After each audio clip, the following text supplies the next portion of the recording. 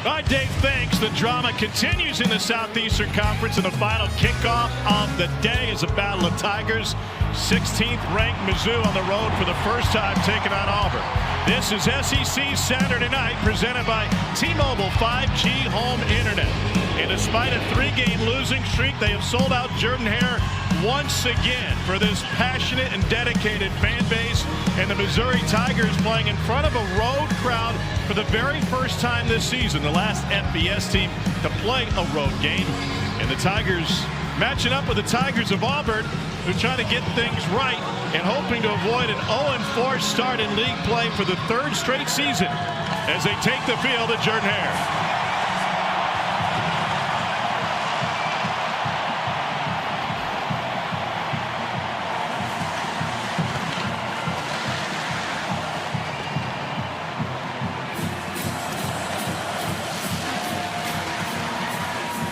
Well, the atmosphere here in this building and inside the loveliest village on the Plains has not been one that matches a program that has lost 3 games in a row.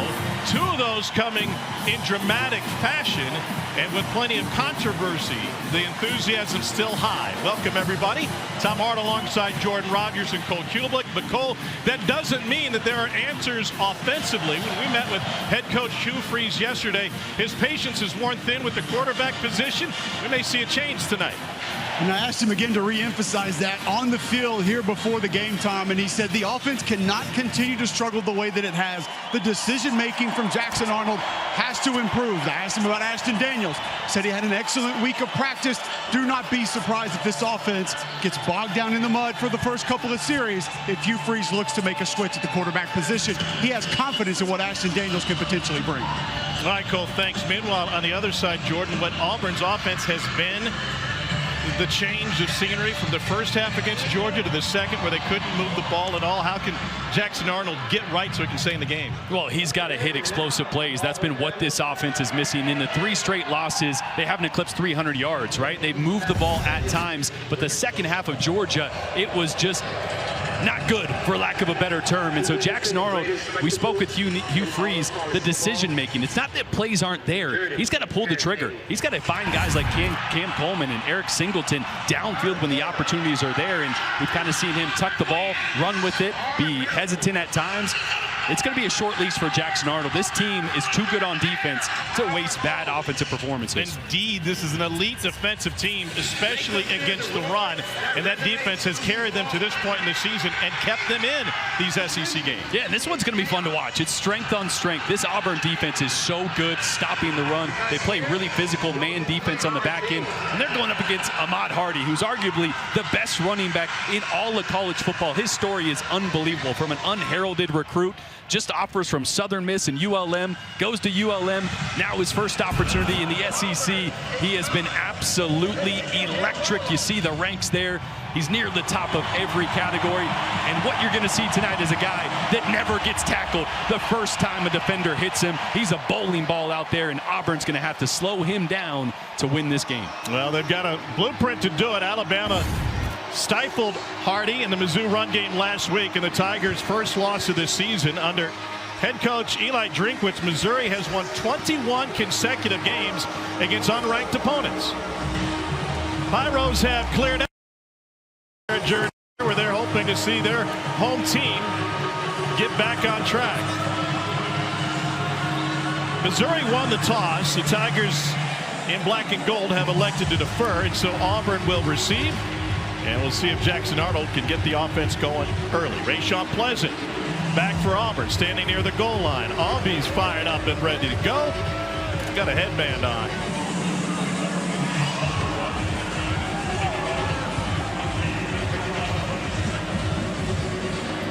These teams have met in the postseason. They met in the 1973 Sun Bowl. They met in Atlanta for an SEC championship. And last year it was a Missouri comeback in the 4th quarter in the head-to-head. One through the back of the end zone and a touchback. So here comes Jackson Arnold, the junior from Denton, Texas, out of Denton Guyer. Started his college career as a heralded 5-star recruit at Oklahoma. Yeah, talent has never been an issue with Jackson Arnold. He has as much talent and physical gifts as anybody in college football. It's about decision making, and when it comes to third downs, money situations, executing at a high level. It's what they couldn't do in the second half against Georgia. He's got to find Cam Coleman here early in this game to get some momentum going. Jeremiah Cobb is the starting running back for Auburn.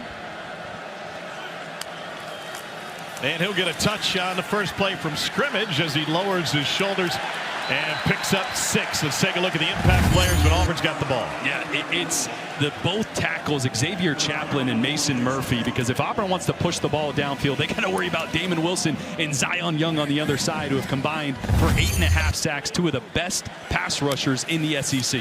And now Arnold to throw, and he slings it near side. That's good for a first down to Perry Thompson. And this has got to be a little bit of the game plan early, right? Because these wide receivers for Auburn, like Perry Thompson and Eric Singleton and Cam Coleman, so much speed and athleticism. Missouri, more of a cover 3 team. They're going to play some zone, give them space at the line of scrimmage. So early in this game, Jackson Arnold has to take those easy throws to open up the downfield shots. Full house backfield surrounding Arnold, and now they'll shift and go to single back with Singleton moving into the slot. Back to the ground game, and Jeremiah Cobb. Cobb's coming off of a 12-carry, 50-yard performance in the loss to Georgia. The Auburn offense, deep ball or not, has been less than explosive all season. And that showed up in the Georgia game, especially in the second half. Arnold threw his progressions and a drop off the hands of Perry Thompson. Hey, Jordan, I'll go back to that quick game you mentioned for Auburn. Hugh Freeze told me before the game, wants to try to draw that defense up to give them some potential shots down the field a little bit later. And here on third down, third and passing situation, watch these 2 tackles. See if they can hold up against Damon Wilson and Zion Young. Right here and right here, 2 of the best pass rushers, as I mentioned, in the SEC. Wilson 11th in the country in quarterback pressures this season. They bring 5 rushers, and it goes to the slant. It'll be short of the first down to Eric Singleton. And that'll bring up 4th and 1.5, if not a full 2. And the offense is going to stay on the field near midfield. You like this? I love it. Don't hesitate either. Make that call. Get to the line of scrimmage. Don't give Missouri time to adjust. I feel like they're taking a little too much time here. 7 fourth-down conversions for the Auburn offense on the season, but they failed twice in the second half against Georgia. And this is an area to watch Jackson. Great run.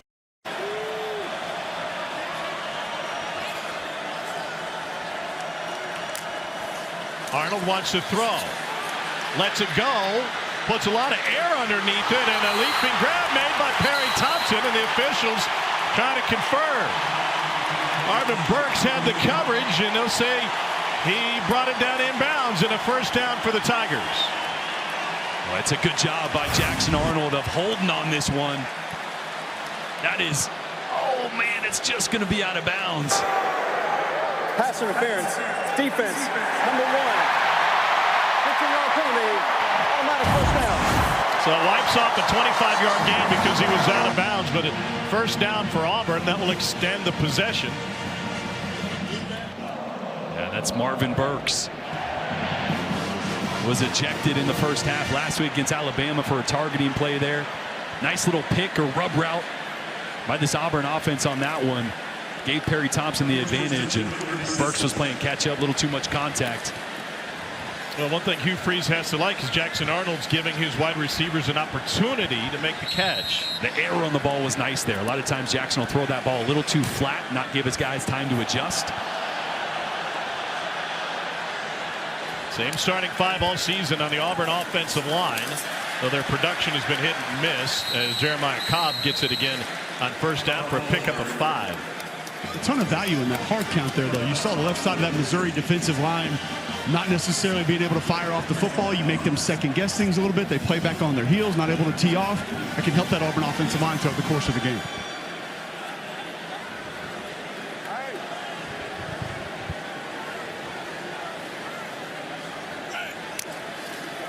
Arnold looking left side, now back to the right, and fires incomplete. By the way, to follow up on the conversation we had with Hugh Freeze yesterday about the quarterback position, he said, this is not something that I need to talk to Jackson about. I don't need to put it in his head, hey, if you don't play well or produce, you're going to be looking over your shoulder. He said, I'll take it series by series, but we've got to make plays. And he reiterated that quite honestly, publicly throughout the week on his radio show to the local media.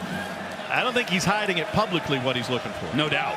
No, these first couple drives will be judged very critically on how Jackson Arnold navigates. Missouri brings 5. Arnold escapes the pocket. Little pump fake to buy some time. And Arnold's legs pick up a first down against the Missouri blitz on a gain of 12. Well, we talked about the pass rush from Missouri. Watch Zion Young on the left side. He's going to work a speed pass rush right here, and he's going to get too deep. That allows Jackson Arnold to step up in that window that was left. See, that gets upfield way too far, leaves that step-through lane for Jackson Arnold. Great job trusting his athleticism there. Sometimes a quarterback is dealing with a little bit of confidence issues. Getting things going with your legs early really help that out. Get you back in rhythm. He's taken shots to the confidence since he got on campus in Norman. They run it with Malcolm Simmons, who breaks a tackle, and he gets hog-tied at the 5 and thrown out of bounds. That's a pickup of 15. Boy, you're getting reminisce of that first drive from Georgia last week, right, where this Auburn offense was hitting on all cylinders. 14 plays, 75 yards on that one to start the game, to set the tone. And in that opening drive, they converted 4 third downs. They had only been 3 for 28 on third down coming in. Remember, they got skunked by A&M on third down a couple weeks prior. Arnold out of the gun. Looking end zone. Surveys everybody. They're all covered. And he'll take off, aiming for the pylon. And he barrels his way to the goal line. They say he's out of bounds just short. Toriano Pride laid a hit on Jackson Arnold, meeting him at the goal line. Boy, protection was great. Coverage was even better. So Arnold once again using his legs. I love the effort here. Put your shoulder down, kid. They're going to take a look and see if Arnold didn't break the plane. Or have you heard that before? Short of the goal line is under video review. It was a play that turned the game around against Georgia last week when he tried to stretch over the goal line, and it was ruled to be a fumble. That let Georgia back in the game. Well, it's a great hit by Toriano Pride. Where is that ball? Oh, it is in his right arm. Really tough to see. It might have been the Josiah Trotter hit that kept him from getting it over. Kyle Olson is our referee, and Jim Labarde is handling the replays. Boy, where's that elbow? Can you see that elbow peeking around before the hands? I just don't think there's enough there. Well, you're right. Pride with a great initial hit. Trotter coming behind to clean it up. You know what I love, though? Did you see the Auburn sideline after Jackson put his shoulder down? Going nuts. This is a team losing 3 straight. They need moments to boost their confidence, get some momentum, get some positivity, and sometimes it takes your quarterback putting his shoulder down, putting his body on the line for his team. After video review, the ruling on the field has been upheld. Second down. Hey, to that point, Jordan, Hugh Freeze told me on the field before the game, he spoke to Jackson Arnold today, said, hey, man, cut it loose. Be aggressive. Take your chances. Take your shots. And it looks like it could be paying off here early. It's an Auburn offense. It's 112th in the country in total offense. But first drive against Georgia and the opening drive so far tonight, they look altogether different. This will be the 11th play of the drive.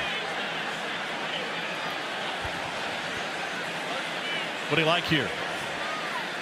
I may be old school. I always love just a quarterback sneak from here, but you got a quarterback who doesn't operate under center a ton. So I expect some kind of inside zone read. Try to get a good push, some double teams up front. Give Arnold the chance to read the defensive end and maybe keep it. Dobbs is running back. He's got 4 rushing touchdowns on the year. He'll get a try, and he barrels towards the line, but spun his wheels. And may have lost a foot. That brings up 3rd and goal.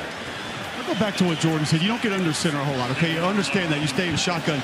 The offensive line doesn't have to operate that way, though. Get in a real 3-point stance. Get in a 4-point stance. Fire off the football. You don't have to stay in a 2-point stance just because it's gone.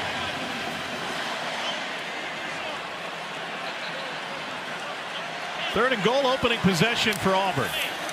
Arnold on a QB draw. Works his way in. Stretched it over the line. There's a flag on the far side. As of now, a touchdown plunge for Arnold.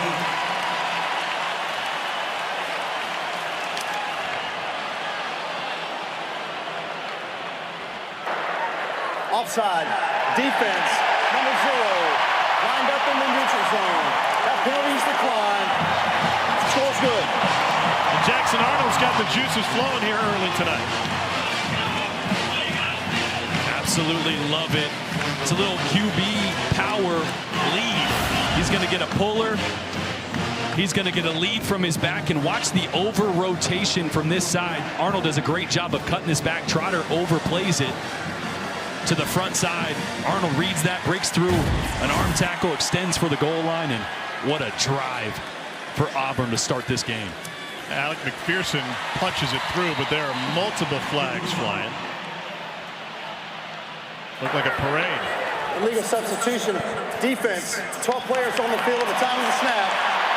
The kick is good. That penalty is declined. 12 plays, 75 yards, and 5:06 off the clock for Jackson Arnold and the Auburn Tigers. Second consecutive week, they put together a masterful opening drive. Let's see if they can hold on to the momentum here at Jordan-Hare.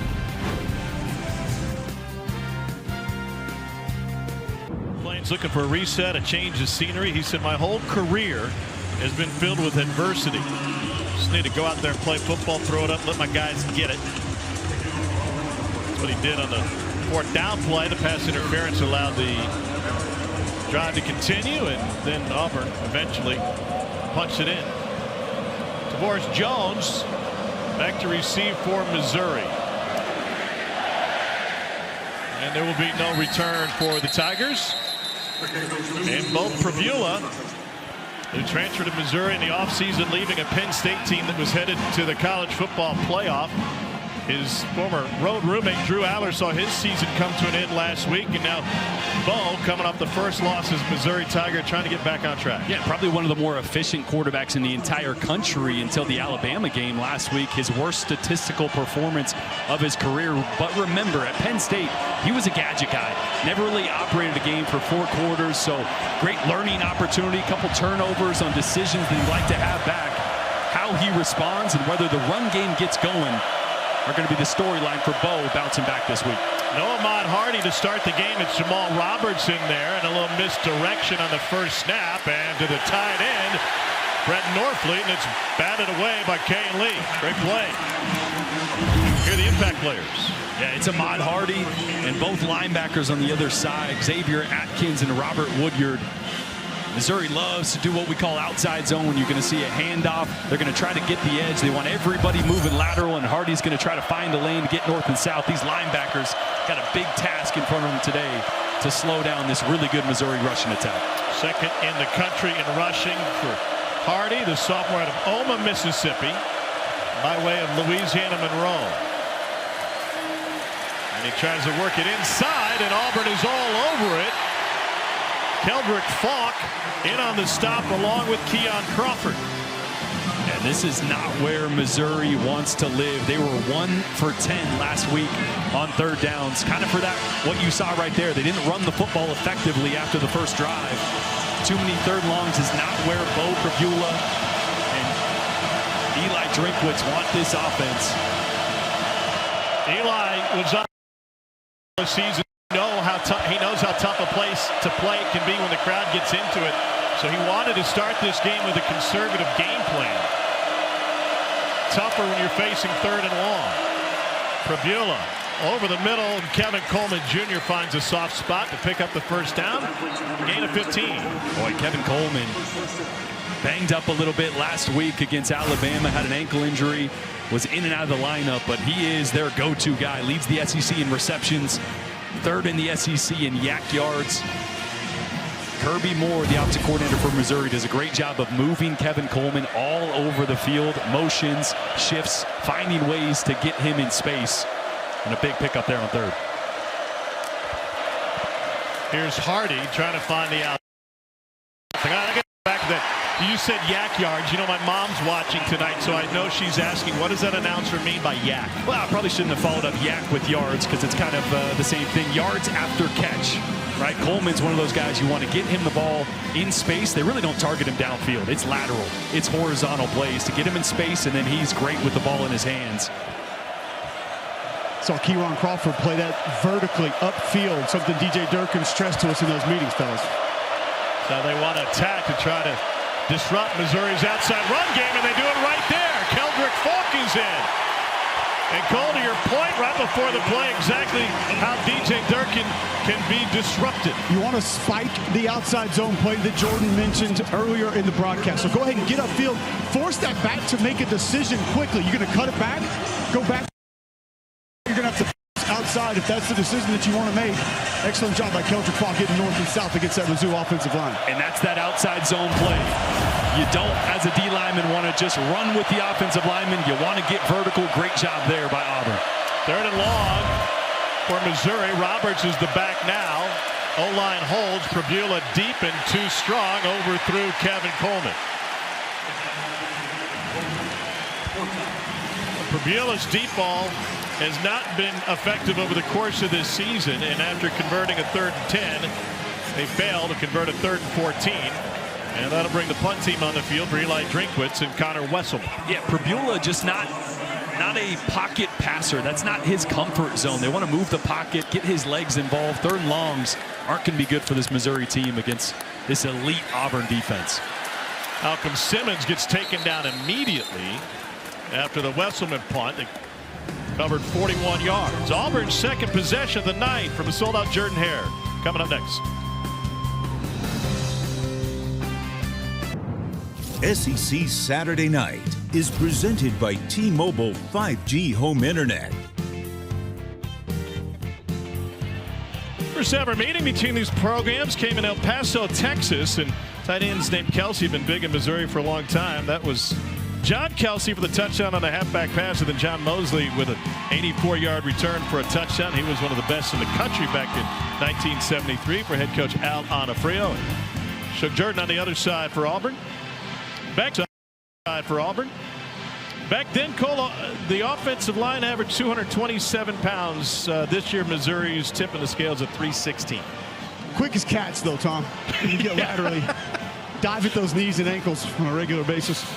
Didn't have the training table back then that they have now. Big advantage for these kids. No. Didn't have Uber Eats, you know? No. They had breakfast at Ernie's. You had to walk to get stuff. Like, hey, Booch's was still open, except on Sundays. See you in church. So 1st and 10 for the Auburn Tigers and Jackson Arnold. And he wants to throw on 1st down, and a beautifully placed pass that goes off the hands of Cam Coleman. Toriano Pride Jr. had the coverage for Missouri. You can't fault Jackson Arnold for that one. You knew it was coming, right? The early hitch play because the coverage was soft. This time it's man coverage. Cam runs right by Toriano Pride, and that one is perfectly placed from Jackson Arnold. He came into this game 0 for 6 last week on throws of 10+ and 1 for 12 in his last 2 games. That one should have been a big play, if not a touchdown for Coleman. And now it's time again, and it's intercepted. Pride with great hands and a takeaway for the first pick for Jackson Arnold since September 21st of last year.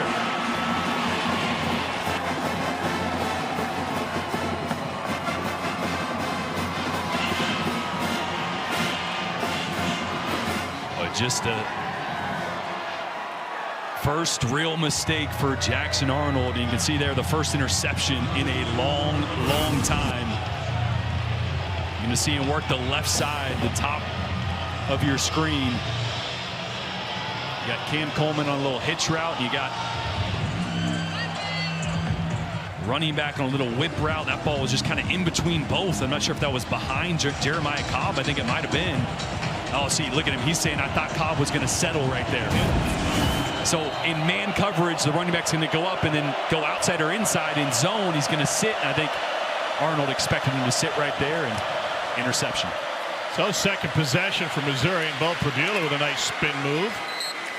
That's a gain of 6 on 1st down. Okay, so you give Jackson Arnold credit for that. A drop on 1st down. You go back and a miscommunication, wrong route against the zone. Unfortunately, when you're the quarterback, it all falls on your shoulder. No doubt. Here's Hardy coming off of his least effective performance of the season, and that sets up 3rd and less than 1.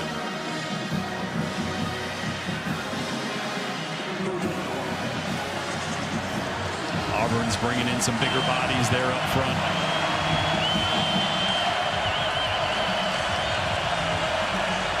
Hardy second in the country in rushing. Missouri's fourth in the nation in third down conversions. His Auburn defense has been almost as good. There's a quick snap. Hardy sneaks through before he gets hit. And he picks up the first down. Cole, you watch tape on Ahmad Hardy. This guy doesn't seem to stop moving no matter how many times he gets hit. Well, it's funny. I talked to Ryan Reynolds, the strength coach, about him. I said, he's got to be just one of the more powerful guys you have. He said the explosive stuff, yes, he's not just crazy weight room strong, but you would think that he was when you watch him on film. Defenders just bounce off of him, and you would think that there's no way he's going to survive some of the hits that he takes. Not only does he survive them, he continues to stay on his feet. Came out of nowhere. Now be a star in the SEC.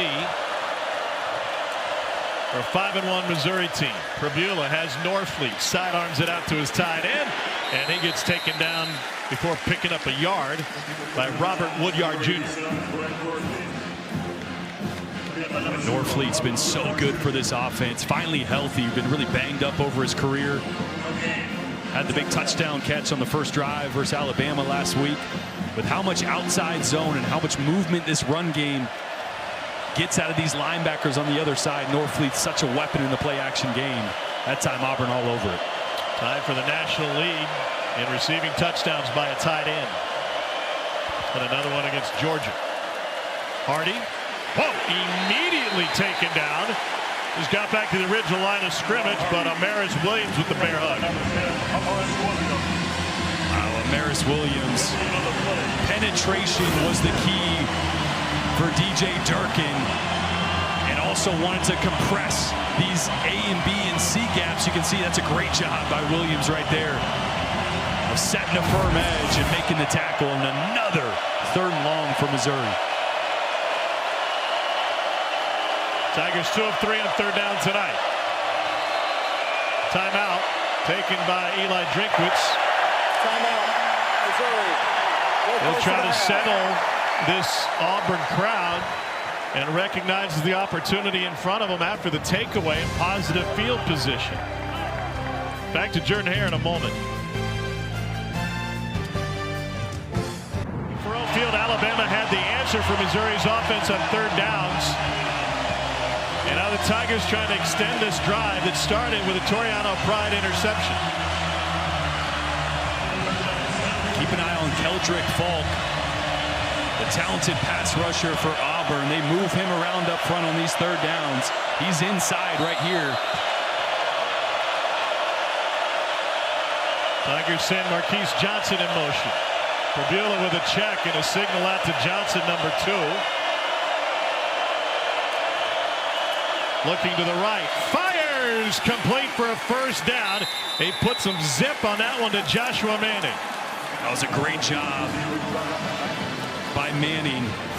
Protection picked up. Prabula's got a nice pocket, and Manning does a good job of seeing it and just sitting in that zone bubble right there. Missouri was magnificent on 3rd down in the game against Kansas, and they started out picking them apart in zone. That was a big part of their 2nd half comeback. 1st and goal for the Tigers. Prabula tried to run with it, and he gets taken down before he can get back to the line. Caleb Harris came crashing in from his safety spot. This D-line for Auburn has been impressive. I mean, they were impressive on film. They've been impressive all year, but they came to play tonight. Big 97 right there, Jordan. Bobby Jamison, Travis, he gets absolutely no credit. Does all the dirty work on the interior. This Auburn defensive line has been great all year. Minneapolis native, played JUCO at Iowa Western. 2nd and goal for Mizzou. Kevin Coleman, wide receiver in the backfield here. Coleman releases. Prabula trying to take off. That gap closed quickly. And he was tripped up by Bobby Jamison Travis, who reached out with a big paw and yanked him down. See how quickly they got to the line of scrimmage and snapped that one. They were really trying to get Coleman leaked in the flat on a linebacker down here in the low red zone. DJ Durkin and his defense all over it. And they ran that same route to play before, but it was with Ahmad Hardy. Yep. Now 3rd and goal. This is where your big tight end, Brett Norfleet, becomes a mismatch down here in the low red zone. 87.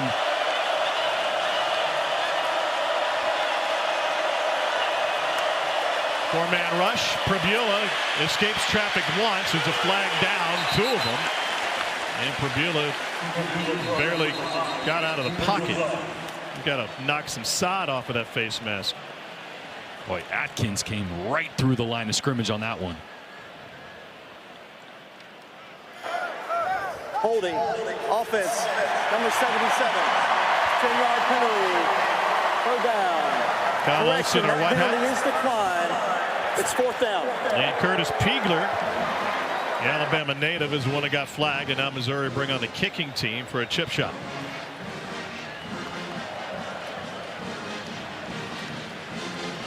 Freshman Robert Meyer has handled the kicking duties for Missouri. To deal with an injury to their starter early in the season. This is a 24-yard attempt. Try to get the visitors from Columbia on the board.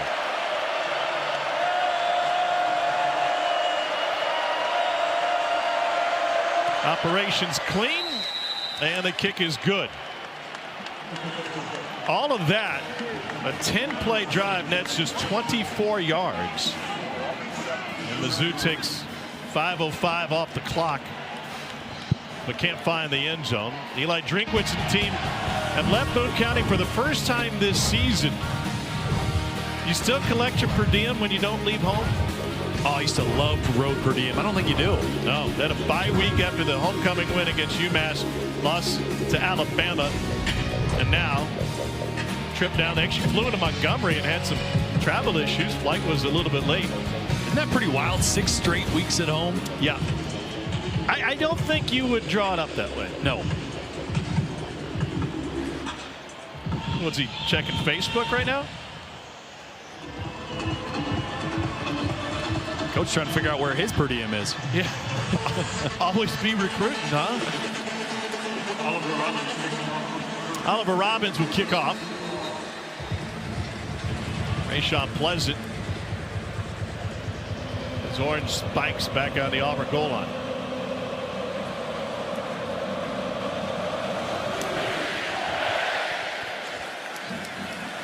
And Pleasant will let it drop.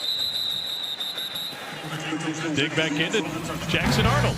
Yeah, did a great job of being decisive with his feet. Not sitting, waiting in the pocket as we've seen at times this year, but when things break down, use your athleticism, get outside the pocket, and try to make something happen. 2 really good scrambles. And then it was the miscommunication with Jeremiah Cobb. Thought he was going to sit in the zone. He breaks out. How do they respond, right? The play before that had the Cam Coleman drop down the sideline. There might have been a 70-yard touchdown, then the interception. Auburn's been able to have fast starts. It's how they respond that's been the question.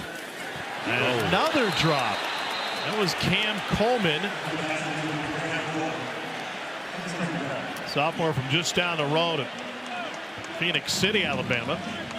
And keep in mind, though, fellas, this is what Hugh Freeze told us in the meetings. Some of these quick outlets, being able to pull the ball out, spit it to those receivers in soft coverage, he had not been making the decision to do that enough this year. The offensive staff didn't think so. He's been doing it tonight. Also, the Missouri edge defenders are crashing those pullers quickly. Could mean some yards outside of them later on the ground for the Auburn offense. That includes Damon Wilson, the second, number 8, top of the formation for Missouri. And Arnold fits it in, threads it to Coleman. I love that. Go right back to him. You're going to need him tonight. Don't let him stew on those 2 drops. That was a nice catch in tight coverage. Used his hands there away from his body. And a good accurate throw from Arnold. Arnold waiting for a sign from the Auburn sideline. And now they'll reset the formation. Plenty of time on the play clock. Singleton just running back and forth. And may have still been moving.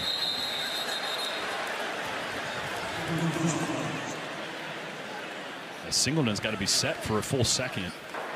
False start. Offense. Not all 11 players were set for 1 second prior to the snap. It's a 5-yard penalty. Still third down. Saw the same thing from Cole last night at Acre when the fried bacon came out. Too quick to it? Very quick to it. There were 2 plates, and he said, no, bring them both over here. Cole usually orders his own plate of bacon and then one for the table, everybody else, you know? I gave a third of it away. They're down 10. Third possession for Auburn. Second possession ended with a pick. Mizzou sends the house. Arnold gets swallowed up and dropped. It's Chris McClellan with the first sack of the night for Missouri. It's a loss of 7. And McClellan working on Jeremiah Wright. All the attention's been on these tackles, but watch McClellan right here looping around. Protection on the outside is actually really good. One-on-one with Jeremiah Wright, and McClellan just relentless. Did a great job of getting to the level of the quarterback, not rushing past him, right, which we've seen a couple times tonight, but condensing the pocket and getting to Arnold.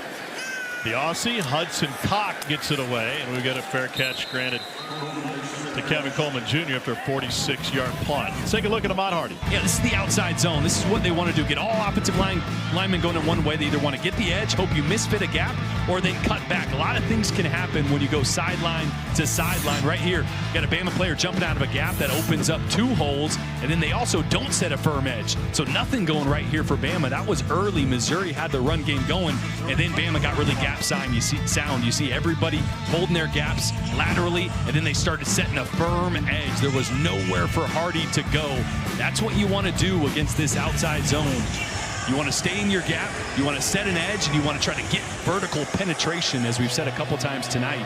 This entire offense really starts and gets rolling off that play, and so far tonight haven't been able to get it going. 9 of their 15 snaps have gone for 0 or negative yards so far tonight. Hardy trying to find the edge on the backside, and he's able to scramble for a first down. Yeah, so now you mix it up, right? You get a little bit away from the outside zone, get north and south. Kirby Moore just trying to get things going for this Missouri offense. Ahmad Hardy's trying to get it going. Tigers had a field goal last possession as we head to the second quarter.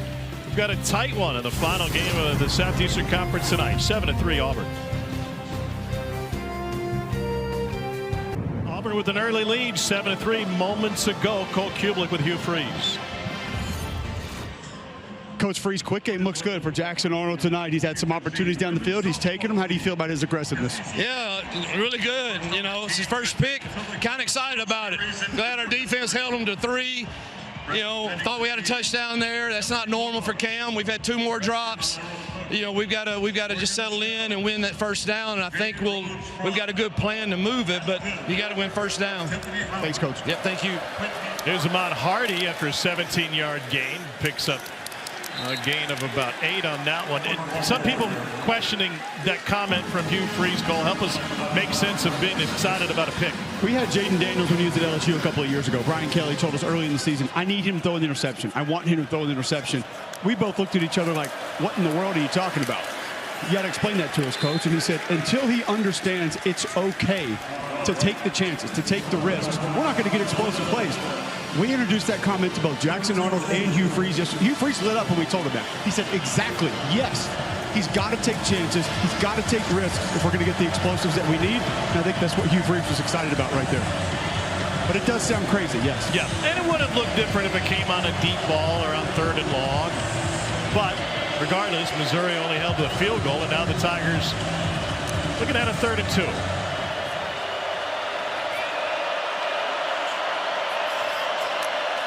Prabula fakes the pitch, will run for the first down, and a fresh set of downs for Missouri.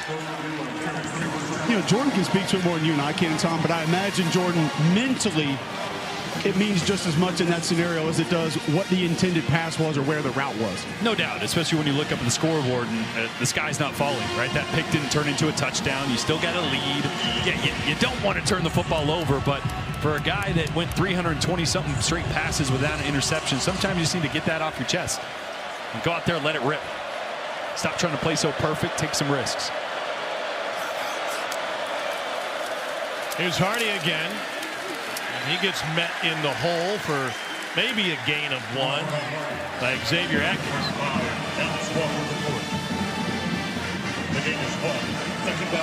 The lack of a downfield passing threat right now for Missouri is really condensing the football field. Auburn is challenging them at the line of scrimmage. Safeties are playing low. Eyes in the backfield.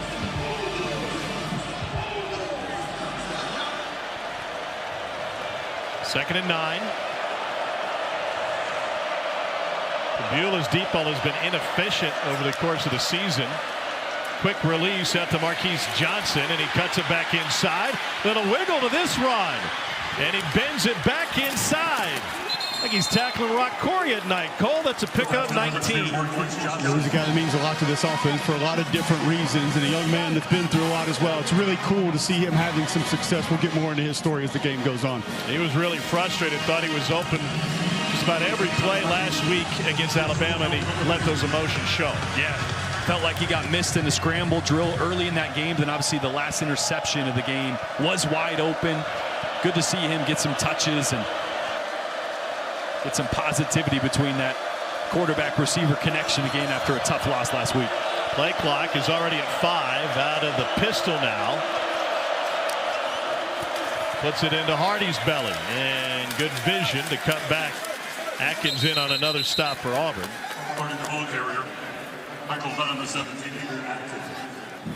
Ahmad Hardy came out of nowhere, both figuratively from a football standpoint, literally, tiny town. Watch Keldrick Falk right here. Just being stout at the point of attack, getting penetration, not allowing Ahmad Hardy to find a gap and get vertical. That's just a really good job by this Auburn front, playing firm on the front side of these outside zones. Now 2nd and 7.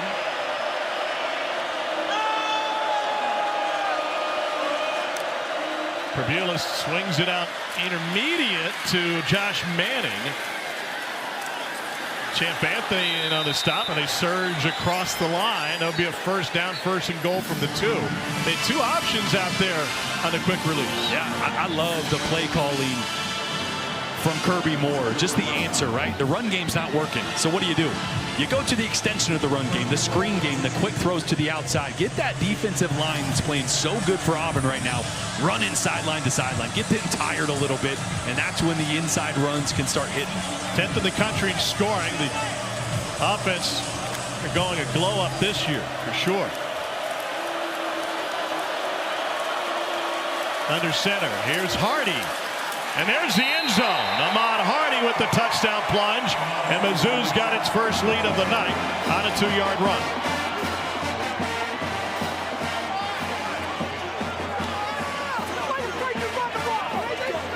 Boy, look at how Auburn aligned to this. You have you have 2 bodies, 2 tight ends over here, and you got 4 guys over here on this side. Only aligned over 2 offensive linemen. I think the strength was identified wrong on that play. Should have had at least 1 more body on the other side to the 2 tight end or the extra offensive lineman side. And Missouri just able to exploit it. Meyer on for the point after. And in a battle of Tigers, Missouri cashes in with a 9-play, 65-yard drive and the 10th rushing touchdown of the season. One of the best in the country. Out of Omaha, Mississippi, Ahmad Hardy finds pay dirt.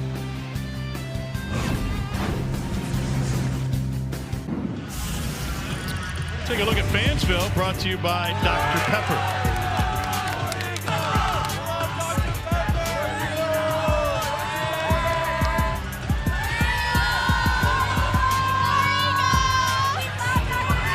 One Auburn fan we didn't see in those shots, Ricky Stenhouse Jr. had qualifying this morning at Talladega and then came back down here to see his buddy Hugh Freeze. He sat in on our production meeting yesterday.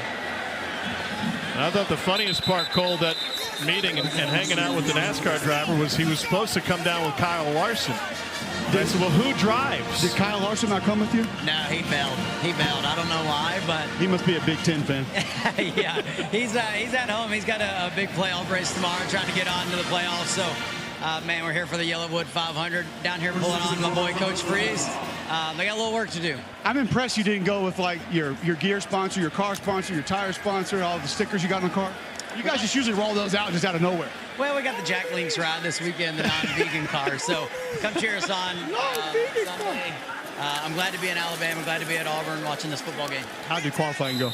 Qualifying didn't go well, but we qualified, I think, 34th here at this race last year. Went on to win, so hopefully we can do the same tomorrow. It's just survival, right? Just being there when the big one happens, get to the front. That's right. You know, hey, it's like playing SEC football every weekend. You gotta miss the big tackles, big wrecks in our race. But man, we'll have a massive crowd. I just gave some tickets away to some of the students over in the student section, so hopefully they come on and cheer us out in the number 47 car tomorrow. Thanks, man. Good to see you. Thank you. There you go, Tom. Ricky Stenhouse. Didn't even talk about prices of tires. No, it didn't. Qualified 37 today. Michael McDowell be on the pole. Injured Missouri Tiger. Did he say vegan car? I believe so. Well, the sponsor, yeah. Oh, yeah. Well, the car inherently is also vegan. I would hope so.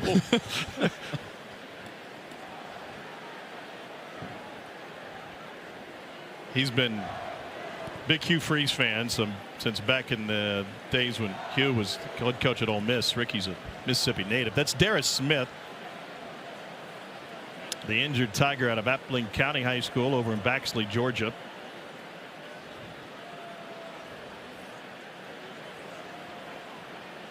He backs up Damon Wilson at one end spot. And the 6'5" Smith will be able to walk under his own power back to the Missouri sideline with the athletic training staff.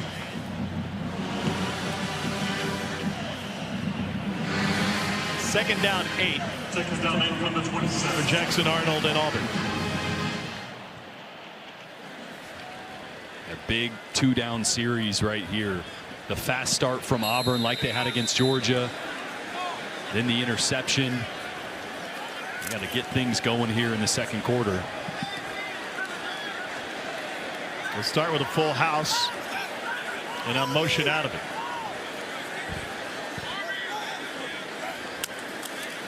Numbers to the right, they come back to the left. And a good tackle in the hole of Eric Singleton, who gets wrapped up by Tristan Newsom. What do you learn when you shift out of that formation? Well, right there, they wanted them to overload that one side, right? Shifted everybody to the right, hoping they bump those linebackers over. They can get a little misdirection. With Singleton going the other way, just a really good job staying sound on the backside by Mizzou. I appreciate you sticking with the NASCAR theme there, Tom. 5 wide. In the turn. Arnold, pressure, dances his way out of it. And then he takes a hit at the 32. And that'll bring up 4th down. Talking with Missouri's fine defensive coordinator Corey Batoon pregame, he said, we feel like Jackson Arnold looks at the rush a lot. When that happens, his eyes get down. He stops looking downfield, and we can force him in the pocket. Well, I think that's a result of what happened last year with Oklahoma. I mean, their offensive line was Swiss cheese. They didn't have a run game. They didn't have any receivers. And so as a quarterback, when you're getting banged up, you don't know where to go with the football. Yeah, you start looking at the rush. To have it, he's had to try to break. Besides that, how'd you like to play, Mrs. Lincoln? You had no O-line. You had no wide receivers. They're all hurt. You couldn't run the ball. And he turned it over twice in Oklahoma's game in Columbia against this Missouri team. Beautiful night on the Plains. Missouri leading 10-7. It's October, so we have to ask the question, is Jordan Hare haunted? Nick Saban used that very word to describe the site of Kick 6 and Gravedigger. No, past War Eagles are not buried under the field. That's urban legend. But a lot of folks have scattered ashes here. So, watch your step and wash your hands. Just in case. Now, hold on a second. We got Ryan McGee versus Cole Kublik here because, Cole, you told me that the Eagles were buried under the field. Ryan McGee says it's urban legend. Listen, saying this place is haunted is really cool. I understand that. It's disrespectful to the fan base, though, to say that that's why it affects teams when they come in here and they struggle to play. The environment's created by the fans. Here's Jamal Roberts. Can't both be true? Yeah, wait, and you're saying that Nick Saban would disrespect the Auburn fan base? All I'm saying is it sounds like an excuse to me is what it sounds like, by not being prepared to handle a difficult environment, that there's some sort of voodoo or magic. Or you didn't answer the question. Are the Eagles buried under the field or not? No comment. You've been sworn to secrecy. Yeah. This is an Area 51 type of thing, huh? Not a single comment for it. I saw he had a shovel in the back of his Buick when he came down this weekend. Second and 8 for both Prebula and Missouri. Tigers get Vanderbilt next week. Prebula spins with a boot and it's dropped. And with Vanderbilt's dismantling of LSU today, if Missouri hangs on to win, Jordan, next week in Nashville, the winner of that Missouri-Vanderbilt game, it should Missouri win tonight. We'll have the inside track at a playoff spot. Wild. Unbelievable what Clark Lee has done at Vanderbilt. They were a bully today, and that one could have been a bigger win than even the scoreboard showed against LSU. That's how good Vandy was today. And Missouri, a lot of work to do still against this really good Auburn defense. And another 3rd and long. That's been the story so far. On 3rd and 8, Prebula lets it go, and it's caught on the sideline by the freshman from Chicago. Rolling on the field, it's a completed catch. Donovan Alubade. Alubade had a big game last week against Alabama. 55 yards and a touchdown. It's a great job attacking leverage, getting to the sideline, both feet down. I love what he did there. He didn't bring the ball back into his chest and allow that DB to poke through and break that up. Kept it extended. That's a veteran move there by the true freshman. Prebula lets it go down the sideline. Marquise Johnson has it batted away last second. And there's a flag down. Offside, defense, number 15 in the neutral zone at the time of the snap. 5-yard penalty, still first down. As Keldrick Falk and Prebula wanted to take a shot. Yeah, that's a tough one for the quarterback because you know you have a free play. You definitely don't want to overthrow the ball. That time just about a yard or two underthrown.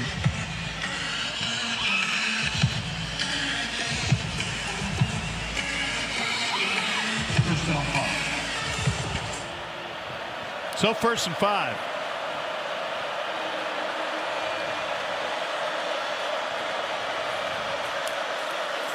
Prebula to throw again. Here's Hardy out of the backfield. First guy misses. Second guy stiff arm. Third guy gets him around the waist and needs a little bit of help. Ahmad Hardy is known for his run game, regardless if it's a catch or a run. He's hard to bring down. I mean, one of the best in the country. Arm tackle, no chance. Arm tackle, no chance. Look at the legs, man. You're just not going to bring him down. You know what I love? Not just the forced missed tackles, which he's obviously the best, tied for the best with Kewan Lacey over at Ole Miss at making guys miss. I love, even with all the recognition that he's starting to get, he still plays with a massive chip on his shoulder. Yeah, he told us when we talked to him yesterday, he said, or earlier this week, here he is going through traffic again. He said, I can hear him. They're still saying he's just a Sun Belt guy. Cole, that was shocking to hear. Absolutely, but you said it earlier in the broadcast. He had 2 offers coming out of high school. So that disrespect is ingrained in him. I don't think it's going to go away anytime soon. And I think he loves to punish people. It's his style. It's in his DNA. It's not going to go away. He showed up at Monroe. He was 7th on the running back depth chart. He said, I tried to redshirt. I got a little down. I went to the B field. He was on the B field with the scout team. He said, I said to myself, I ain't never sat. Why would I sit now? And I just started punishing people. And the first time I got called up to the better field, I trucked our star linebacker. I knocked him out. The rest is history. Here's a shake by Alubade, and the freshman has his second catch of this drive. Safe to say he never went back to the B field. No. And obviously we had ULM earlier this year. They sung his praises. Just how excited they were for him, how they knew this was bound to happen when he got an opportunity at the next level. And again, he is the keystone of this offense. They want to run play action offense. They want everything to run through Ahmad Hardy. One of the few times he didn't hit the century mark last year was when he came here to Jordan Hare with Louisiana Monroe. Trying to work his way and find some daylight. That's a pickup of 4 on first down. Strength coach Ryan Russell from Missouri, Tom, told me they stuck him with Anthony Favaro. The Italian Stallion. The Italian Stallion, a walk-on running back. And I said, hold on, why you put him with a walk-on? He said, we didn't know if he had a work ethic. We didn't know what he was about. Because usually the walk-ons are the guys we all know. They have a little extra heart, a little extra grit. And he said Ahmad was out working him every day. He said it did not take long for us to figure out that he's one of the hardest workers on this football team. And that's what's cool about it. As you mentioned, not just the chip on his shoulder, but he comes in there and puts in more work than anybody else on the team. Favaro traveling for the first time this year as well.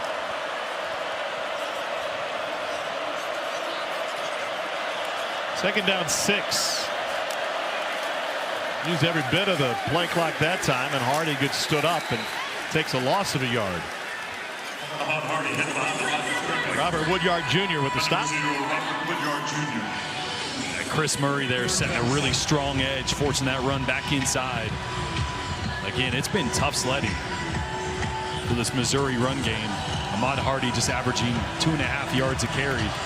He's already rushed it 15 times, just 38 yards. Caden Green is back at left tackle for Missouri, but he's not 100% healthy. Suffered a toe and a knee injury in the same play the Wednesday before the South Carolina game. Got the meniscus repaired, was in a boot for a couple of weeks. And now a timeout taken by Auburn. Timeout, Missouri. Pardon me, by Missouri before the play clock expired. Tigers have used their second of the half. Eli Drinkwitz's team looking at a 3rd and 7 after this.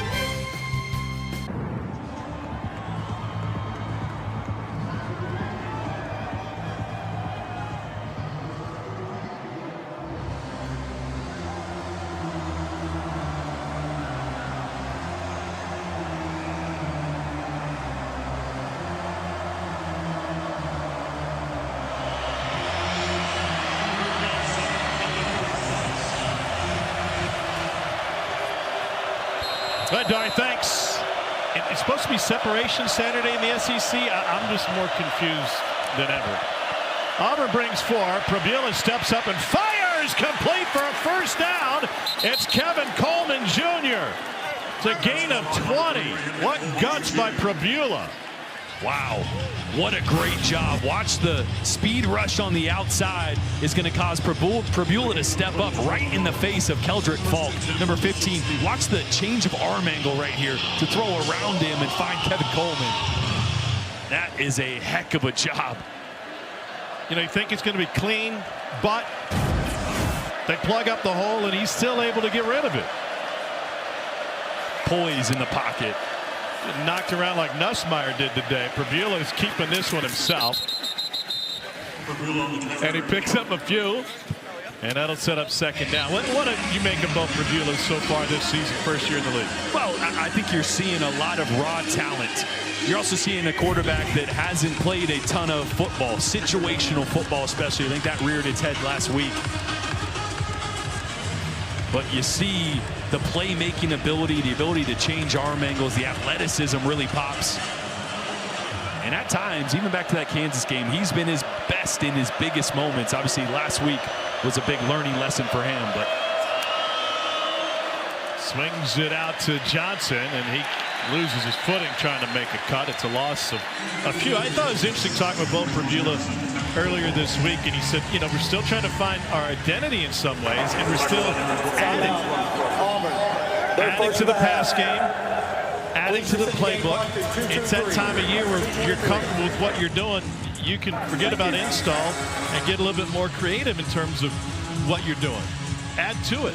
Yeah, I think they're trying to figure out who they are when adversity hits. Yeah. Right? They know who they are when the run game gets going. They know they're a team that can play action off that, use Prabula's legs outside the pocket. But when that's not working, how do you be a drop back team and still make this offense go? Well, looking at a third down now, that was a struggle in the loss against Alabama. But when Missouri's been at best, especially that rivalry game against Kansas, they've been able to convert these types of plays. And these are the moments that Kirby Smart, they had a big one today as well. Congratulations. Timeout. This is where he gets creative with formations. You see formation to the boundary up top a bunch, then he's going to motion out of it, try to get information for his quarterback. Is it zone? Is it man? You see the cornerback follow. It's going to be man coverage across the board. This ball is going to have to come out quick. 3rd and 11. Here they come. Prabula off his back foot. It is battled for, taken away by Kayan Lee. And an Auburn interception as he ripped it from Manning.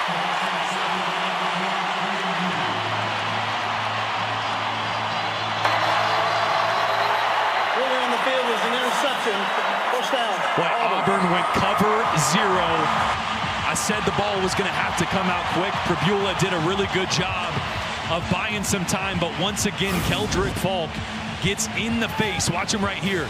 Great pass rush on the left side, gets in the face of Pribula, causes him to fall away from that ball, and Bo's not able to get that ball far enough outside, and a great play by Kalen Lee right here. Great hands. Look at that. Breaks on the ball right in front of Josh Manning, and oh my gosh, the concentration at the end.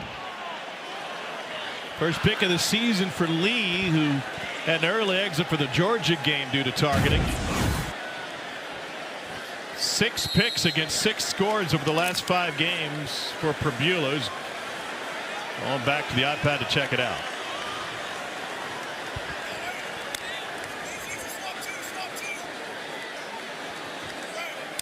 Opening series score for Auburn and Jackson Arnold, but they've been stuck in the mud since. Yeah, this is kind of the chess match that's going to be happening. You saw the opening drive that was so successful. Hugh Freeze knows Corey Batoon, the defensive coordinator for Missouri, really, really well. They know what they like to do. They know what answers they have to certain pressures and coverages. This is a 2-minute timeout. They're on the same staff a number of years, not just here, but also Arkansas State and Liberty. It's a 2-minute timeout, a low-scoring first half in a battle of Tigers. Missouri and Auburn have each turned it over once. We've got a 3-point game.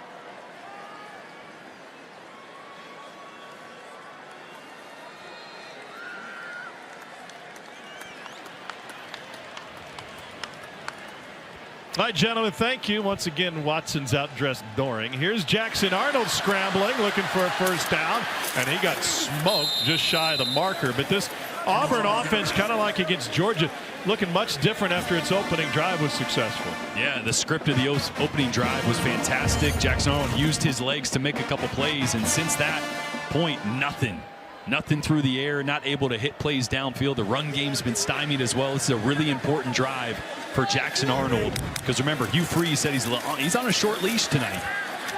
He's able to connect with Cam Coleman. There's a flag in the backfield.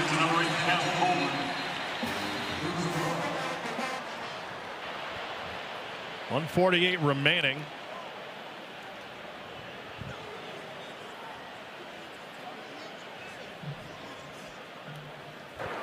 Personal foul, roughing the passer, defense, number 20. Contact to the quarterback's helmet. 15 yards to be out of 10 play. First down. That's Nicholas Rodriguez, and it came well after the ball was released. Yeah, just a little love tap to the side of the head. Can't do that. They like to protect the pretty faces down there. Just unnecessary. It really was.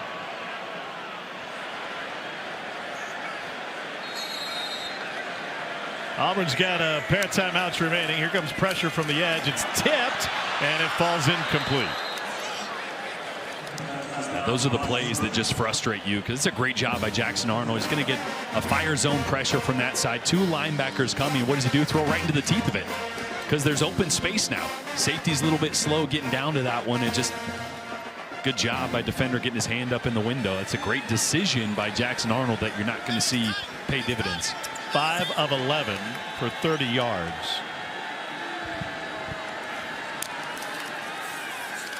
Pulls it back, wants to throw, wants to go deep. Wide open, and a leaping grab made by Cam Coleman. He's inside the 15 with a pickup of 45.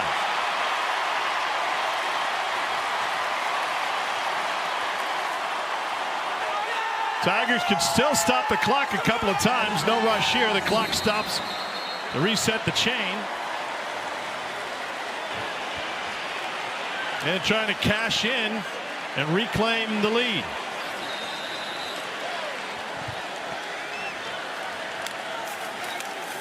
They run it this time. Jeremiah Cobb picks up 1.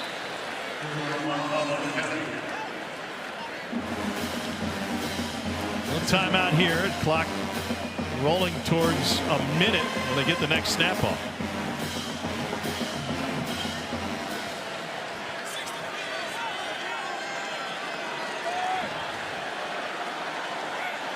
About 20 seconds elapse. Arnold steps up, still wants to throw. And it gets taken down in the backfield. Josiah Trotter of the Trotter family fame, easy for me to say, makes a play in the backfield. It's a loss of 2. Second of the half. Please reset the game clock to 56 seconds. Thank you.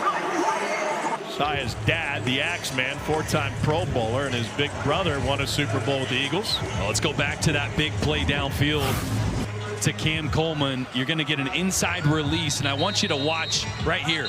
Watch the eyes in the backfield from Toriano Pride. He's actually in cover 2. He's seen, is anybody coming to the flats? So his job is to check the flats and then carry Coleman. So that's why Coleman was able to get that step over the top. And a great job using his hands. We saw 2 early drops from Cam Coleman, one of them on a deep route. Another easy one. That's a great response from Jackson Arnold and Cam Coleman. Coming into this game, outside of the Oklahoma game, which they targeted him downfield a couple times, only 3 targets in 5 games, 20-plus downfield. So already 2 big pass attempts downfield trying to get things going for an offense that's been struggling to get explosive plays. And now here on 3rd and long. He was on the SEC freshman team last year. Missouri will take a timeout. Their 3rd and final of the half. 56 seconds left in the half. Now let's get it to our friends at Academy Sports and Outdoors.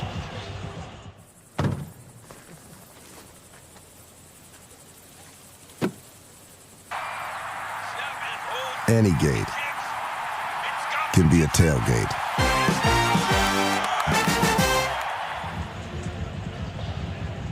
What do you think of Jackson Arnold's performance so far tonight? Well, I think that was a great response.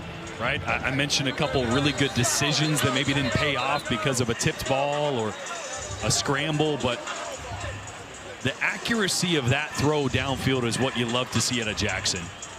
Right, he didn't overthrow it, which I think at times in his career he's had an issue with. Yep. Overthrowing, not putting enough air on the ball. That time took some air off it, but underthrew it just enough that Coleman was able to make that play. And they have been thirsty as an offense for explosive plays through the air. And now you gotta really worry about protection on the outside. Damon Wilson, number 8 for Missouri, right there, one of the best pass rushers in the country. Will Jackson Arnold have enough time here to try to pick this up? They're down 12. Got a tight end to that side helping in protection. That's Howard. Arnold steps up, goes down. And indeed, a sack for Missouri. It's Sterling Webb, 2nd sack of the night for Mizzou. Pardon me, 3rd. Yeah, it was a blitz. You can see Jackson just feels the pressure. You're going to get blitzing linebackers right here, and that's going to cause Jackson Arnold's eyes to drop. He looks right at it, looks for a way out, and nowhere to escape this time. We talked to Hugh Freeze about that yesterday in our meetings. You slide the protection to the left, and you're putting your running back on a linebacker with a 7-yard head start, but you're giving him about 8 yards of width to be able to work on him. It's a bad spot to be in. Yeah, it's tough. 3rd sack of the night for Missouri. It's 4th down. They'll let it run down to 11 seconds. Their 3rd and final timeout of the half. 30 seconds to leave.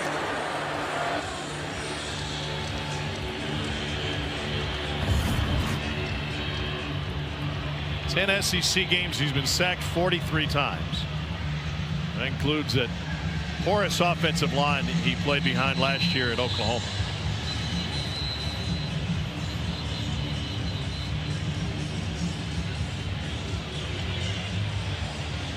Boy, and what Cole was mentioning, slide protection. You get offensive linemen sliding to the left to try to pick up this blitz. And you're going to have a running back right here, one-on-one with a linebacker in the hole. That'll make a quarterback's eyes drop because you just feel it. You feel the hole open up. You know you got a smaller guy on a bigger guy. This is the first attempt of 40 yards or more for Alex McPherson. And that one starts right and stays right. He's still working his way back from health issues. The leg is not as strong as it had been previously. And so they wanted to limit his distance, and he's unable to knock that one through, his first miss of the season. Snap good, hold good. That brings to an end a 12-play, 61-yard drive. They waste, what was it, 45-yard pickup by Coleman, and that's how the season's gone for Hugh Freeze. Yeah, it's going to be important for Hugh Freeze in the locker room at halftime to not let that kick in this last drive deflate the confidence of Auburn, because that's what happened last week against Georgia. They had the fumble before the half. They were about to go up 17-0. They didn't. Georgia goes and scores, and that confidence just dissipated. And he told us in our meeting yesterday, he said, I went into that locker room with the wrong energy. Yeah. Meanwhile, Eli Drinkwitz showing good energy at the end of the half. He's with Cole Kubelik. Coach, you usually build off the stretch play. Didn't really get that going in the first half, but what did you do offensively that you can build upon in the second half?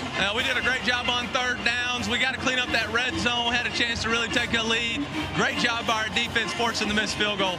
Coverage, something you're going to discuss, maybe try to change a little bit in the second half? Yeah, we got to adjust a lot of things. MIZ.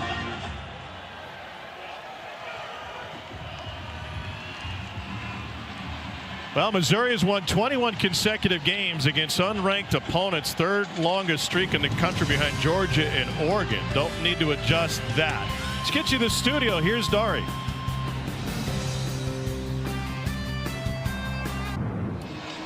From a sold-out Jordan-Hare Stadium, you're watching SEC's Saturday Night, presented by T-Mobile 5G Home Internet. Missouri and Auburn in a tight one as we get ready to start the second half. 16th ranked Tigers trying to hand Auburn its fourth SEC loss in a row to start this conference play. Tom Hart, Jordan Rogers. Jackson Arnold's been the story of the season for Auburn. Hugh Freeze said, I'm not afraid to go to the second string. What do you do if you're Hugh Freeze? Well, I think you like how Jackson Arnold responded, right? You had the early touchdown drive that was great, used his legs. Then the offense got stuck in the mud. Yep. And then it was the big play downfield to Cam Coleman. That was a really good thing to see. They haven't been able to generate explosive plays. I think maybe the leash lengthened just a little bit, right? I think this offense still needs to build off that last drive. They obviously missed a field goal after they got down into the red zone. Jackson made some good decisions, few bad decisions. Still needs to be a little more consistent, but he responded when maybe we didn't see that last week or much of the season when things got bad. It kind of just kept getting worse. So that was good to see out of this offense and out of Jackson Arnold. Missouri deferred after winning the toss, so the Tigers will get it to start the second half. It's a fair catch. Taken at the 2-yard line. It's the show that's sweeping the nation Monday night on the SEC Network. Cole Kubelik on Read and React with Roman Harper. We talked about the stretch play that Missouri was going to come in, try to run. I talked to Hugh Freeze for the half. He said, yes, we shut it down. Now they're going to try to lock it, so we're going to have to work on that. 95-15-6 we're going to watch it, though. This starts with 6 and setting a strong edge on tight end Brett Norfleet. That's not going to give anything outside for Ahmad Hardy to hit. Then pushing this guard into the backfield immediately removes the cutback. Keldrick Falk just runs through unblocked. That's great for him, but that was set up by 2 other defenders for Ahmad Hardy not to even build any steam on the stretch. Nice coat. Here's Bo Pribula and Missouri. And they swing it out to the youngster, and it's another catch for Olubade. Freshman from Chicago, who prepped at IMG Academy. And that may be how this offense needs to look a little bit in the second half, is getting the ball out quickly on the perimeter, because Hardy in this offense, in the run game specifically, as Cole pointed out, has really struggled. Auburn has done a great job of setting edges, getting penetration. You see there, Hardy, 15 rushes, just 38 yards, averaging only 2.5 yards per rush right now. They need to get that going, but maybe the quick passing game helps open that up. Norfleet off to the right side, coming back to the left. There's a hole for Hardy, and he carries dudes with him all the way to the logo. Or maybe you switch things up a little bit. You go away from zone blocking schemes a little bit. You get more into gap schemes, so you're going to crash everything down. You got 2 guys pulling around. When the zone scheme isn't working, you get a little more physical, start to create some walls here. That was a good call there by Kirby Moore to try to jumpstart this run game. On 2nd and 3, play action. Into coverage and knocked away. Olubade, the intended receiver. Kane Lee's got a pick. And Eli Drinkwitz not happy. He's immediately working this official right in front of him. Yeah, a lot of contact from Kalen Lee on the outside. Obviously, Kalen had the interception earlier. On that 3rd down, Eli was pleading his case. I think Kalen, before that ball arrived, got a little bit of tug on Olubade. 3rd down 3.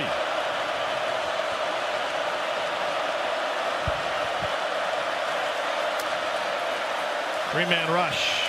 Here's Norfleet, the tight end, and he turns it upfield for the first down.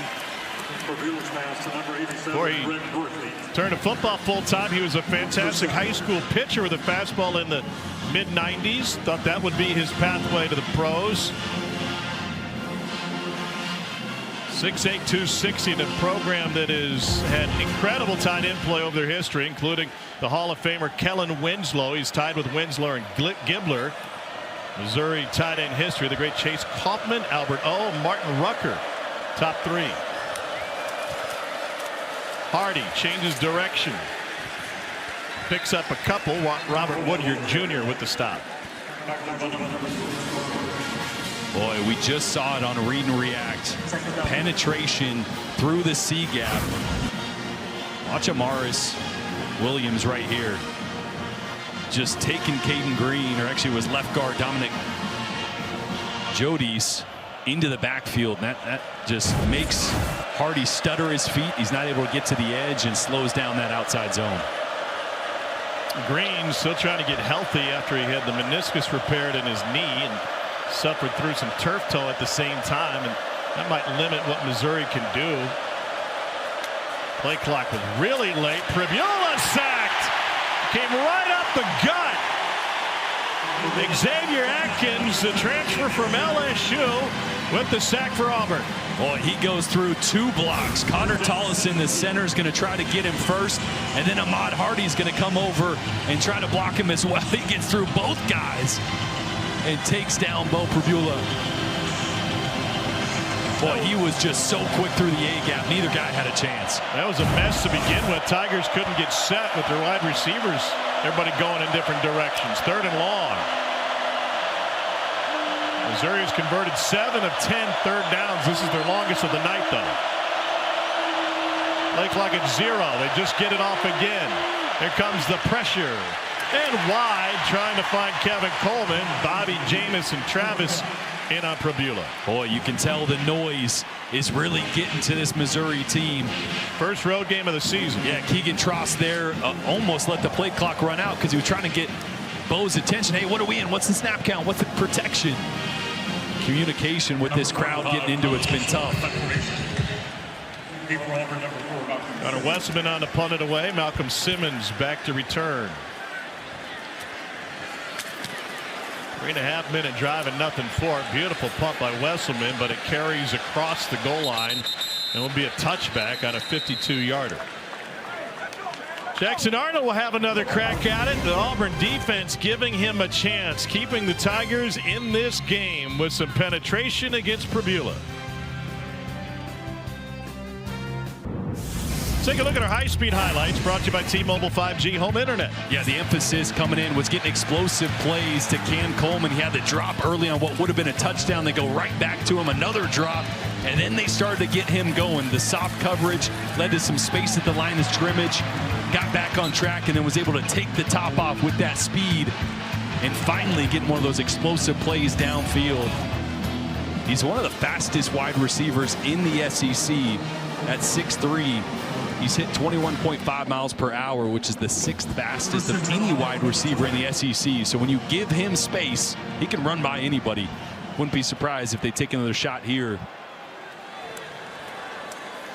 Arnold has completed 6 of 12 passes tonight, and he takes off and runs for this. An interesting sitting down with Jackson. And I mentioned to him, listen, we had you at the end of your first year at Oklahoma in the bowl game against Arizona. We had you multiple times last year. You've been through so much. And he said, yeah, I feel like my whole career's been full of adversity. Completes this for a first down to the edge. And there's Coleman in the intermediate game. And he has just never had the opportunity after backing up Dylan Gabriel as a freshman. Then they turn the keys over to him. Just hasn't found a rhythm. And what happened at Oklahoma would have been tough for any quarterback to succeed. Yeah, you get way too much criticism at Oklahoma. Some of it deserved, but he didn't have his top 5 wide receivers. Offensive line was a mess. Couldn't run the ball. There's Jeremiah Cobb. It was interesting talking to him about the different coordinators he's worked with and the freedom that he's had, especially now here. Connor Lew slow to get up for Auburn. In fact, their center is still down at the 30-yard line, grasping his left leg. Timeout on the field for a player injury.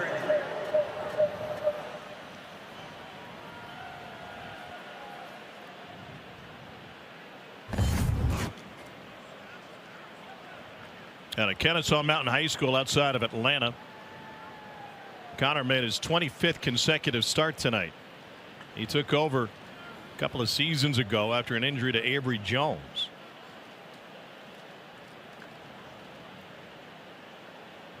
Cale Ellis, the true freshman, is the backup there.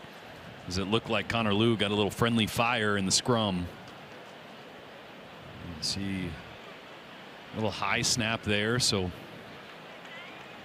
some nerves for a true freshman coming in a spot like this. Well, you hope Connor Lew is able to get up and shake it off.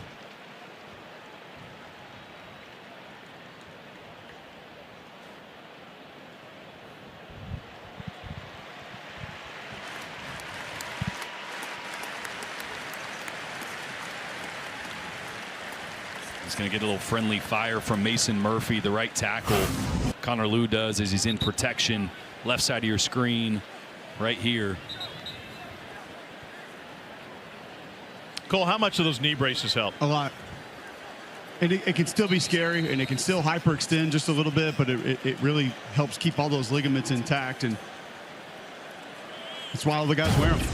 How much did you hate wearing them, though? As much as they help, every offensive lineman I've ever been around just complained about how terrible they were. I was right on the front end of them. We weren't forced to wear them, but I had one because I had an ACL at one point, and even just putting one on for practices was a pain. But I bet they smelled good at the end of camp. Probably not great.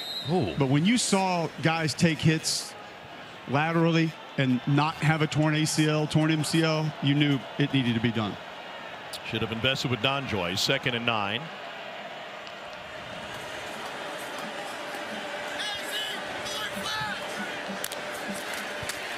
Arnold hands it off, and that turned into a huge hole for Jeremiah Cobb, who bends it to the outside. Cobb is off to the races. Finally forced out by Marvin Burks Jr. And for Cobb, it's a pickup of 42, second longest play of the night for Auburn. Well, true freshman Cale Ellis thrust into the roll right here. Watch this block by the center. He's going to take Chris McClellan. Little double team, but stays on the block. That opens up the hole there for Jeremiah Cobb. And a big run. It's the operation, though, too. You come in, snap on time, snap accurate, get right down the middle of that defender, force him to make a decision if he's going to come off and try to make a tackle on the back, able to slide through. Officially a 41-yard run for Cobb. And Arnold keeps it, gets thrown down by Josiah Trotter. Throws down the X. It was fun talking with Josiah this week. We asked him about the guidance that his dad gave him, the 4-time Pro Bowler, mainly with the Eagles. And he said, yeah, we were doing stuff as a youngster that nobody else really knew what we were doing. In fact, it got so bad or good. He said, when we were in Little League, there's his older brother played at Clemson and then Super Bowl with the Eagles. He said it got to the point where they wouldn't use our team name. They would say, oh, we're playing the Trotters this week. Pressure. Arnold hit as he throws and still hits his receiver, and Thompson hauls it in before it goes out of bounds.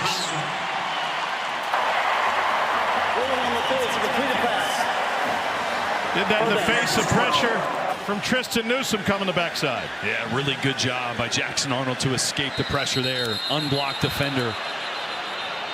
We'll take a look at this. The ruling on the field of a completed pass is under video review. Gives us a chance to dial in.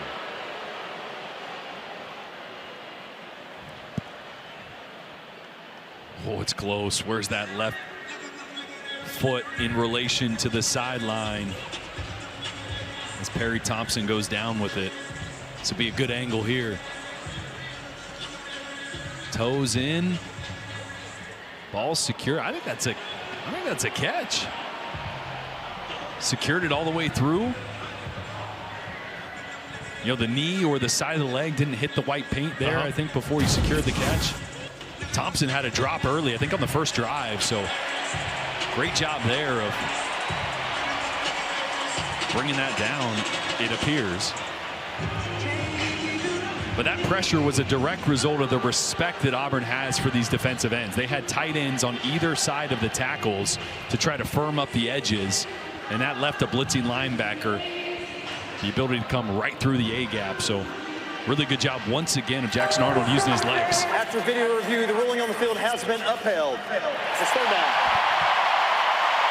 Auburn looking to reclaim the lead. The Tigers led this 7-3 early on, and now 3rd and 4, manageable for Jackson Arnold. Hugh Freeze is just 1-11 against ranked opponents over 3 seasons here. His predecessor, Brian Harsin, was 2-8 against top 25 teams. Got his lone win against a ranked opponent last year in quadruple overtime against Texas A&M.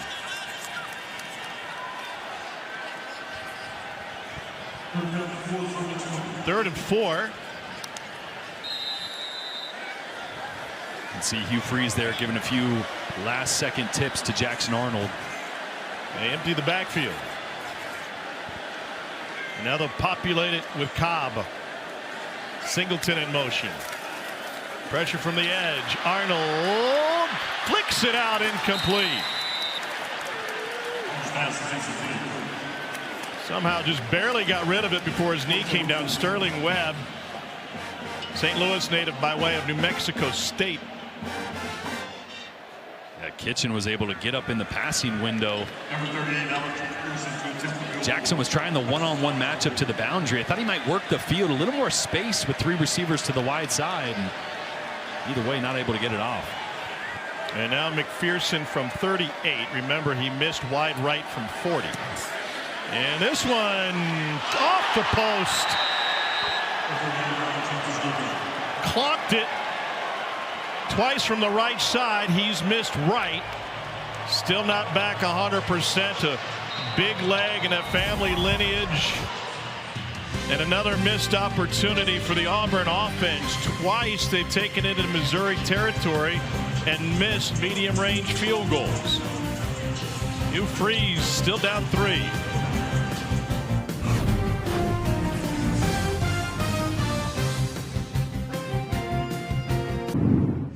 Heavy hearts this fall around the Auburn family. Pro Bowl running back Rudy Johnson passed away on September 23rd. And Cole, this hit the Auburn family hard. It did, Tom, mainly because you look at the details of this and it's just unfortunate. Rudy was one of the happier guys, one of the most fun guys that we had on our football team. He injected life into us on a daily basis. We went through some tough times, some hard practices, some hard workouts.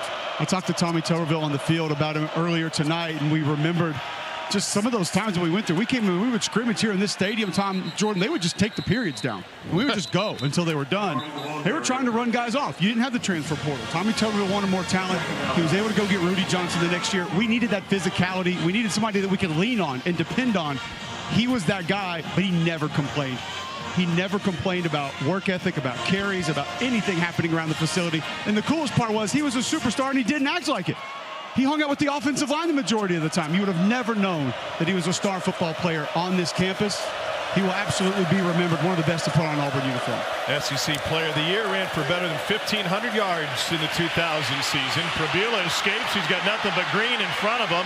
He scrambles and then cuts back and picks up a few more hard-earned yards on a gain of 26. Well, you're going to get blitzing linebackers from the second level and man coverage behind it, which means if you don't hit home, nobody's got eyes on Bo Prabula. Sylvester Smith there jumped out of his gap and opened up that spot for Prabula to use his legs. This feels like a game because of the struggles that Missouri is still having running the football. Bo's going to have to win this with his arm. They came in 6th in the country, averaging better than 270 yards a game tonight. Only 81 for this Missouri offense. What does that look like winning it with his arm? And before that, 54 yards. I mean, they were really struggling. To me, it looks like getting the ball quickly out to the perimeter in space to kind of shrink this defense and then taking a shot at some point downfield. Hardy, after the 4-yard run, comes in motion. Prabula has to leave the pocket with a stiff arm, and he fires it incomplete out of bounds.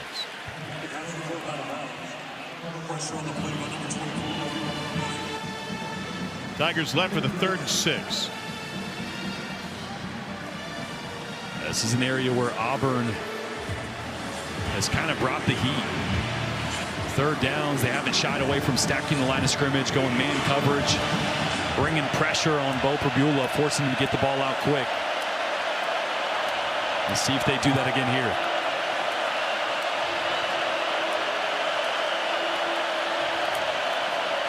Three-man rush. Now they add a 4th. Prabula slings it out to Jamal Roberts, and he's only able to pick up a yard. Well, they don't bring pressure, they bring simulated pressure. What does that mean? Well, it's going to look and feel like blitz to the offense, but only 4 guys are going to come. You're going to get a lot of movement this way. The line's going to move with him, and then you're going to get a looper come back free. Little green dog, which means he's waiting. If the running back stays in or releases late, he's going to come after the quarterback, and that time it was Xavier Atkins. So Mizzou to punt it away. Plenty of hang time on this one, and a fair catch taken at the 14-yard line after a 37-yard punt. Atlanta's Connor Wessel. Jackson Arnold in the offense trying to find some traction.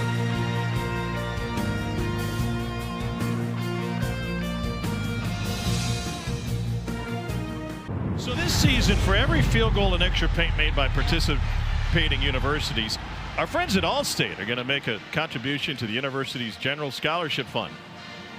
Thanks, Allstate. 1st and 10.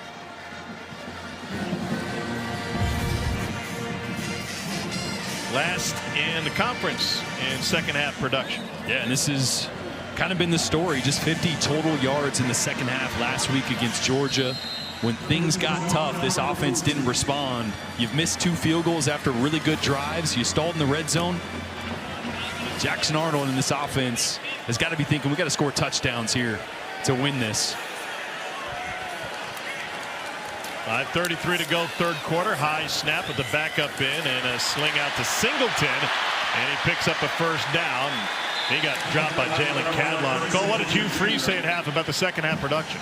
I asked him just what you guys are referencing. How do you avoid what has happened the last couple of games in the second half? He said, I love where the offense is. He said, we do need to intentionally stay aggressive and allow some of these positive plays and potential explosive plays to continue to happen. But he said he likes where they were. Receivers need to catch the football, and did point out Jackson Arnold sort of taking those outlet throws when the coverage is soft, and wants to see him continue to do that as well. Jeremiah Cobb will have to come out for a play. The previous throw from Jackson Arnold, that's the first RPO we've seen tonight. Run pass option, period. This is an offense that's kind of built on that, and it's been a very different game plan. Haven't seen Arnold ride that running back and then throw it.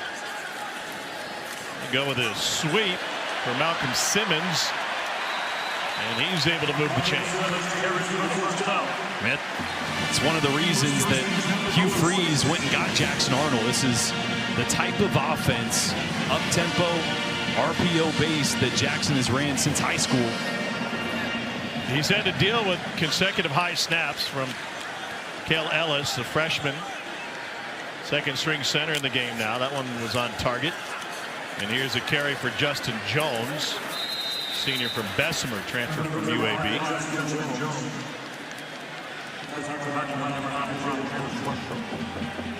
That means Jeremiah Cobb returns to the field for Auburn. Great visit for Jeremiah yesterday. Said, I grew up not just an Alabama fan, I grew up a huge Alabama fan out of Montgomery Catholic High School.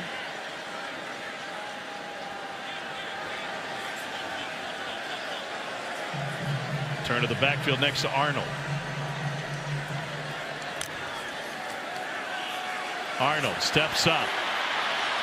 Everybody's covered, so he'll try to tuck it. And he took a shot late. That is Nicholas Rodriguez, who put a hit on Arnold earlier this game with a shot to the head. And again, a poor decision for the sophomore from Miami.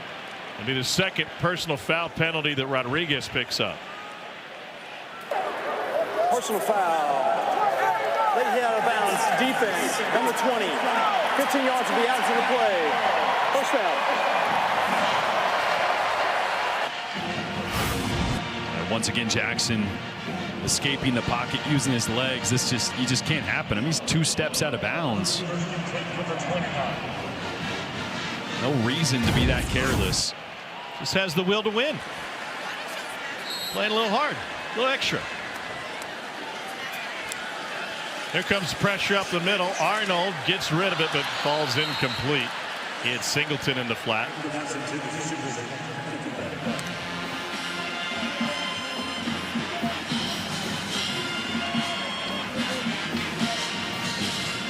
And overall, a sluggish game for both offenses. Auburn has outgained Missouri tonight, 224 to 207.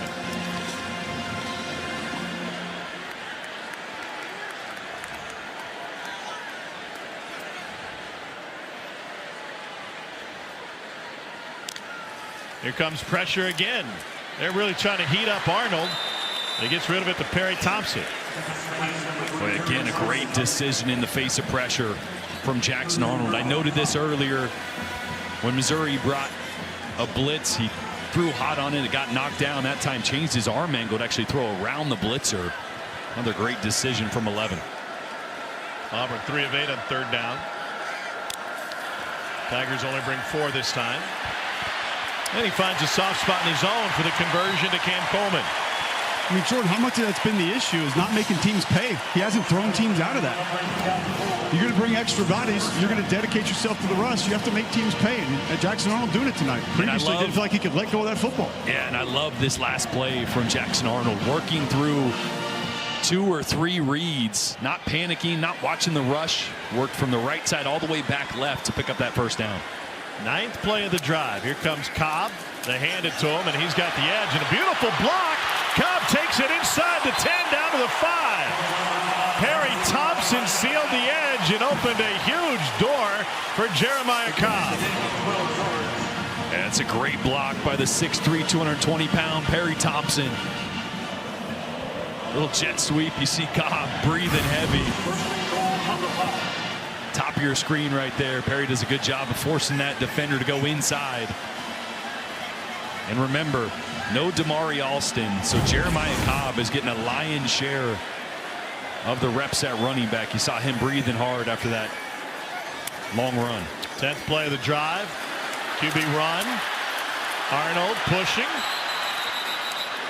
Made it up to the 3. Seen a lot of what had success against Georgia last week. Misdirection with movement. So pullers or jet sweeps going opposite of what the misdirection will be. So you show flow one way, get a little quarterback counter going the opposite direction, or you show counter or power one direction, give it to the jet sweep the opposite way. Playing with the eyes of that defense, something they had a lot of success with early against Georgia last week, not as much late in the game. 2nd and goal. Remember, he's working behind a freshman center and now under center. Omar Mabson in the backfield. Fake to him, roll out. Arnold tries to cut back, and he stumbles towards the goal line, but just short. And Auburn will be left with 3rd and 1. They're going no huddle, trying to hurry up.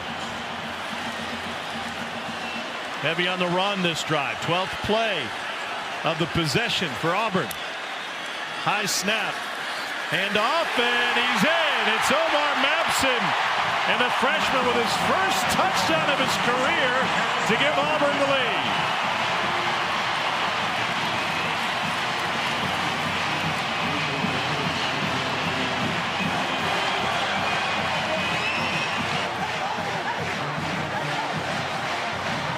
Went to high school just down the road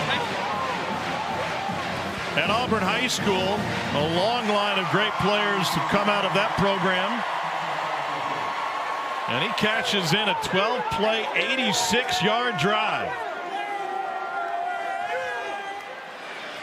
Hugh Freeze wanted to get him in this game. He said he's been itching to play. He's hungry. And he relishes the opportunity he's going to get.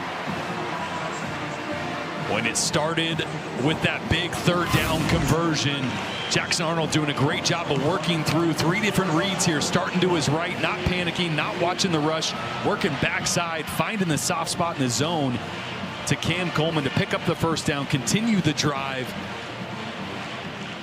And then Jeremiah Cobb finishing it off. Remember, Auburn had gotten down inside the red zone twice in their last handful of drives, missed 2 field goals. You felt like they really needed a touchdown there, needed that drive, and they got it. 130 yards and 8 first downs in the third quarter for this Auburn offense. Both of their scoring drives were aided by 15-yard penalties, a defensive pass interference in the opening drive, and a late hit on this go-ahead drive. I'm not even sure they have had 100 yards in a second half of any of their last 3 games. It has been tough sledding for this Auburn team, but a great response. Well, they only scored 10 points in the loss against Texas A&M. They didn't convert a third down in that game against an incredible Aggies defense, which, by the way, had its hands full of Arkansas today. So you try to figure it out. They end up winning that one? They did by a field goal. It's been hard for the Omaha, Mississippi native Ahmad Hardy to try and get things on track. Came in the second leading rusher in the country. Yeah, and they've tried to get the run game going, but the defensive line, Keldrick, Falk, and a handful of others playing really well up front for Auburn. Vertical penetration. Missouri hasn't been able to get that outside zone going to the edge. And when that doesn't happen, this offense really struggles, as we saw last week with Alabama. Came in averaging 130 yards a game. He's got 104 total over his last 7 quarters.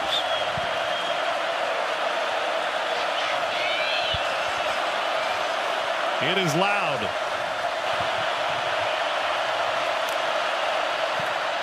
Hardy can't find daylight. Keldrick Falk once again, the junior from Highland Home, Alabama, making his 27th consecutive start tonight. Boy, this group for DJ Durkin is just relentless. The effort that they're playing with in the trenches has been something special tonight, led by Keldrick Falk.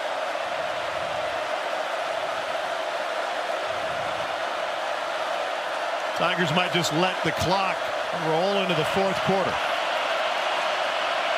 Beulah wasn't quite aware. And the officials in this crowd will make him aware. They finally have something to cheer about here on the Plains. Auburn takes a lead into the fourth quarter in this matchup of Tigers. Missouri with the ball, looking at a 2nd and 10 when we return. Quite a scene at Jordan Hare. They're swagging towards the fourth quarter. It's a 4-point Auburn lead. Moments ago, Cole Kublik with Eli Drinkwitz. Coach Drinkwitz, you told us you wanted to remove this crowd early in this game. As we head to the fourth quarter, you try to rally to win. How do you keep them out of it? Yeah, we just got to execute right here on both sides of the ball. We're giving them free yards on penalties and offensively self-inflicted wounds. We got to get it going right here. Thanks, Coach. MIC. Good luck taking this crowd out of it. 2nd and 10 for both Beulah and Missouri. Pocket holds in a great way, but Beulah doesn't pull the trigger. It's the first road trip of the season for Missouri. Eli Drinkwitz and his staff tried to get the team ready for this back in August. They had a 2-hour road trip to Lindenwood College outside of St. Louis to run through the particulars of being on the road. You can't plan for a sellout in 88,000 though.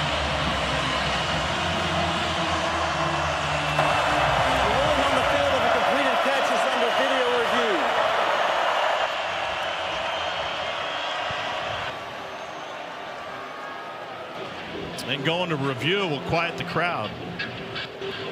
Hey, Drink was looking for answers for the crowd. He just got one.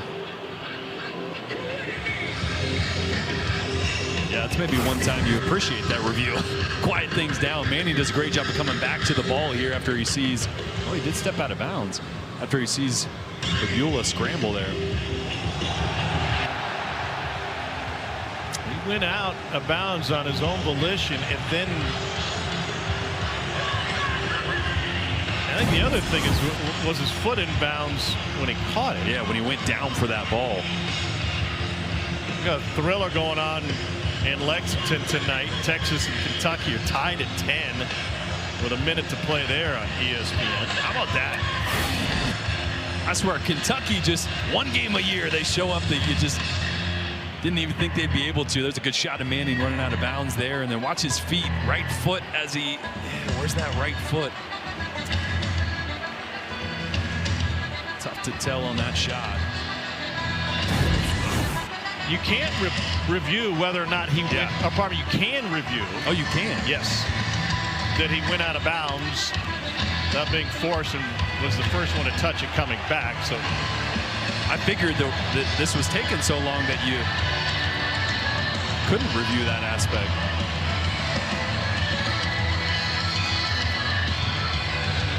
Eli's not happy about something as he's pointing up at the replay.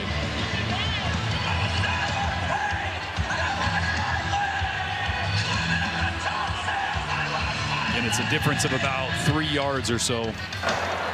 After video review, the receiver's right foot went out of bounds and never reestablished back in bounds. Therefore, it is an incomplete pass. Third down at the 25-yard line.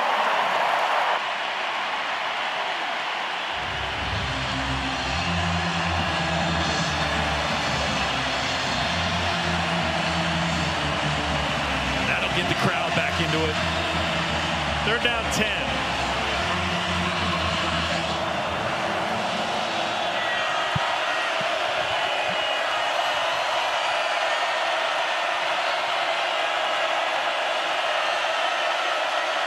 Going to be tough to sort out protection. Who's coming, who's not.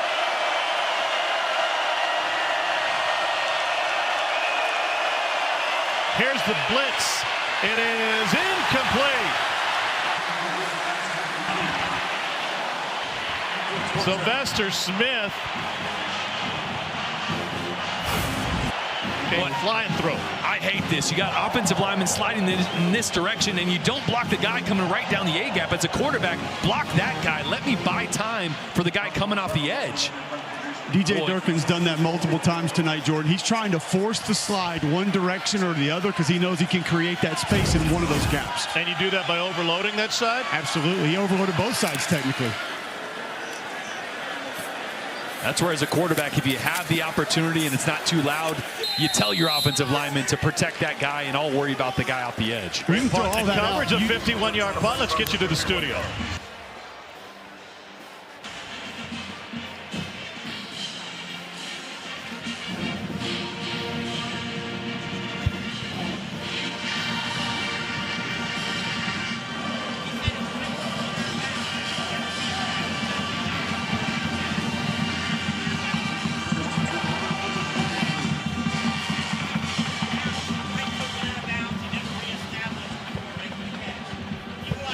.23 to play in the fourth quarter. And the ball back in the hands of the Auburn Tigers with the lead.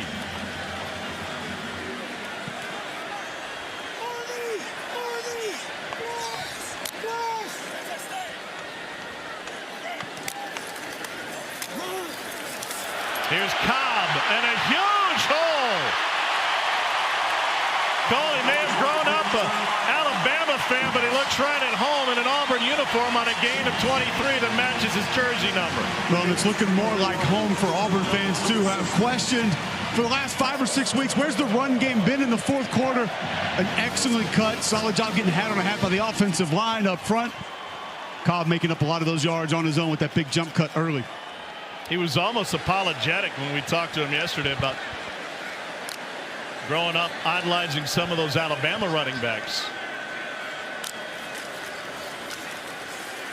Arnold goes deep down the sideline. Beautiful over-the-shoulder catch made by Cam Coleman. What a start to this fourth quarter for Auburn. It's a 30-yard strike.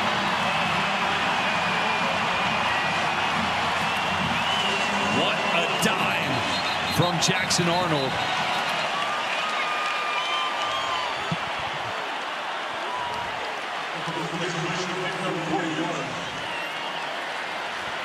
Boy, it was a run-pass option from Jackson Arnold, a called run play. They added an 8th man to the box. He had the one-on-one matchup.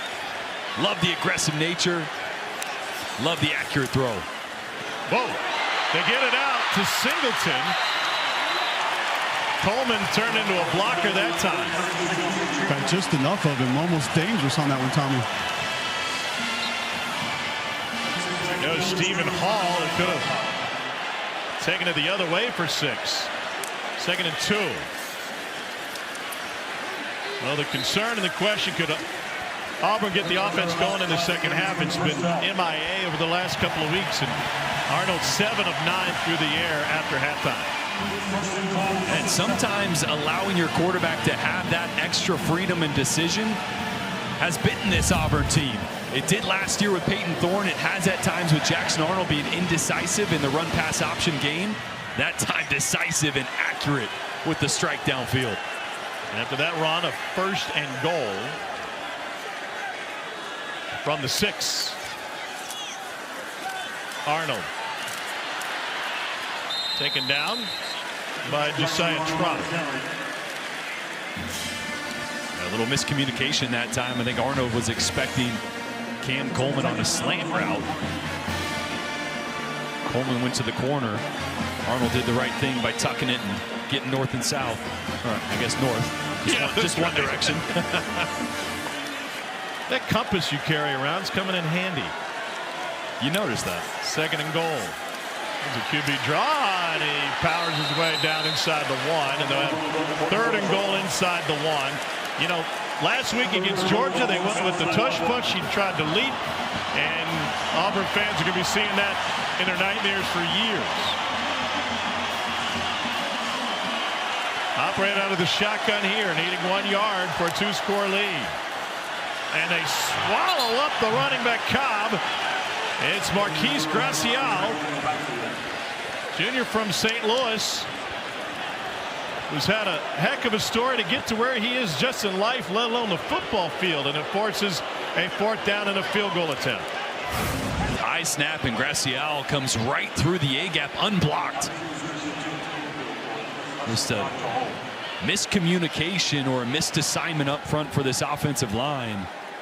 Arnold did a great job reeling in that high snap, and McPherson with another opportunity here. He's missed 2. Yeah, this is a chip shot now from 22. We got a big ovation in the pregame introductions, and now he gets the same after converting for the first time in 3 tries. Auburn leads by 7. Welcome back to SEC Saturday Night, presented by T-Mobile 5G Home Internet. It's only a 7-point lead for Auburn. Missed opportunities in the red zone, or in plus territory at least. They've missed 2 field goals and then had to settle for a 3rd. The ball inside the 5. Tom Hart, Jordan Rogers, Cole Kubelik.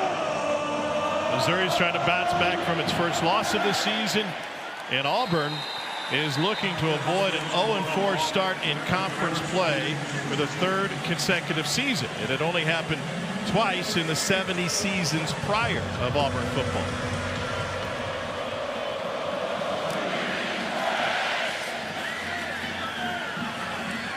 No return for Missouri. 10:31 left in regulation in this one. Bo Prabula, 13 of 22 for 122. Not much help from the run game. Ahmad Hardy has been held to 52 yards on 20 carries. Yeah, Ahmad Hardy came into this game averaging 6.8 yards per rush. Just 2.6 tonight. So, again, this feels like it's a Bo Prabula drive. And I love Kirby Moore to get him out of the pocket early. Use his feet and athleticism, see if he can't get this drive started.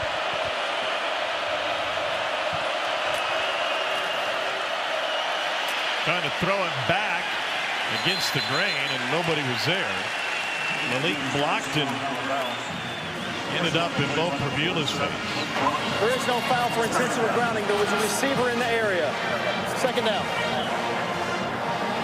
Missouri's leading receiver tonight is Kevin Coleman Jr. He has 2 catches for 35 yards. Yeah, but he had 1 catch on, I think, that first drive, one of the first plays of the game, and only 1 since. Kirby Moore's got to find a way to move him around and get him a touch here early in this drive. Looking at a slant that's complete to Joshua Manning. And it's a first down for Mizzou. Needed that. That first down always kind of calms the crowd down, calms the nerves down.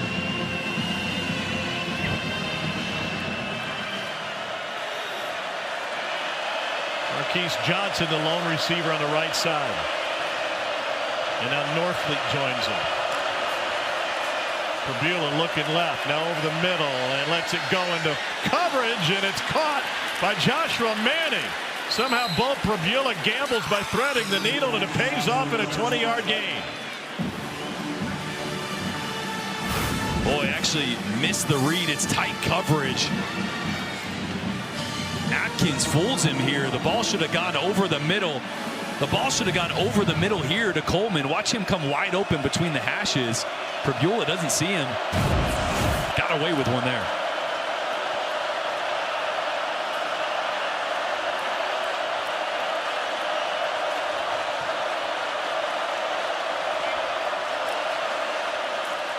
Great penetration, and Hardy thrown down for a loss of 4 by Amaris Williams.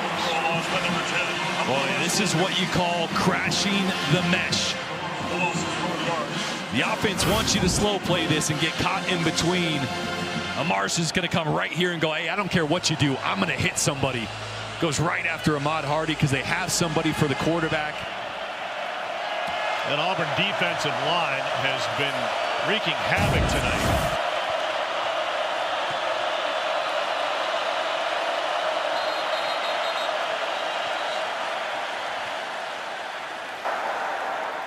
Timeout, Auburn. Auburn uses a timeout. The Tigers were a man short. They only had 10 on the field for the 2nd and 14. Try to get that right. Back in a moment.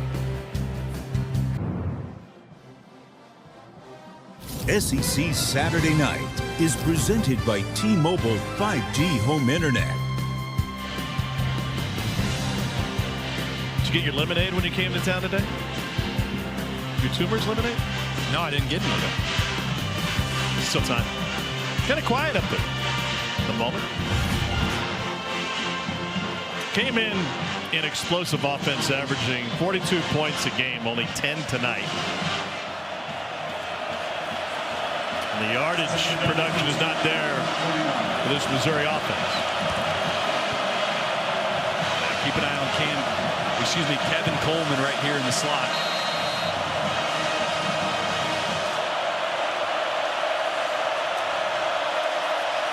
Prabula steps up, muddied pocket, and he escapes on the run wide for Marquise Johnson. 3rd and 14.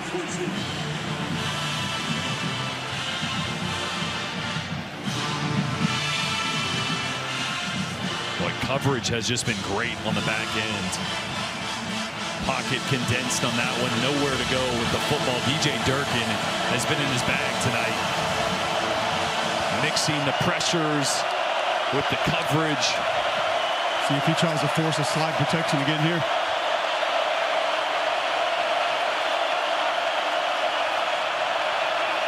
Play clock at 4. They bring 5. Prabula out to Northfleet. Incomplete. And Missouri will punt it away. Tigers have 4 timeouts left, trailing by a touchdown as we approach the midway part of the 4th quarter.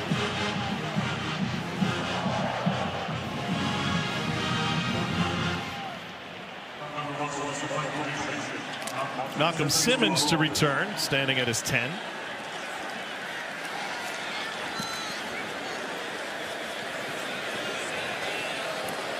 Three of Missouri's 4 second-half possessions crossed midfield, and the result 0 points. Meanwhile, second half for Auburn. The offense got it going behind Jeremiah Cobb. Yeah, the run game really opened up in this second half. Did it between the tackles. Cobb with a great job bouncing that one to the outside, using the speed down the sideline. And then the physicality at the goal line to punch that one in. This was the play of the game for me, though. The field goal sets this up to be a 7-point game, but the RPO decision there, we haven't seen a ton of those in this game, but the confidence that Jackson Arnold had in his ability to hit it downfield in one-on-one coverage when it was a called run play. Haven't seen too many confident decisions like that from Jackson so far this year. Well, even going back to last year, yeah, right? No doubt. Like a Tom Cruise movie. Every story, crisis of confidence. That'll run it. Nothing doing. We even talked about that with Ricky Stenhouse yesterday. He said it's kind of like Days of Thunder. Need Nicole Kidman to come save the day. This guy was a 5-star recruit coming out of high school, threw 3 picks his first start at Oklahoma after Dylan Gabriel had already transferred, and then never found the traction. And this may be a game that sends this Auburn team in a different trajectory. Right, fork in the road right here after losing 3 straight. This drive right here is massive. Somehow got rid of that to Eric Singleton.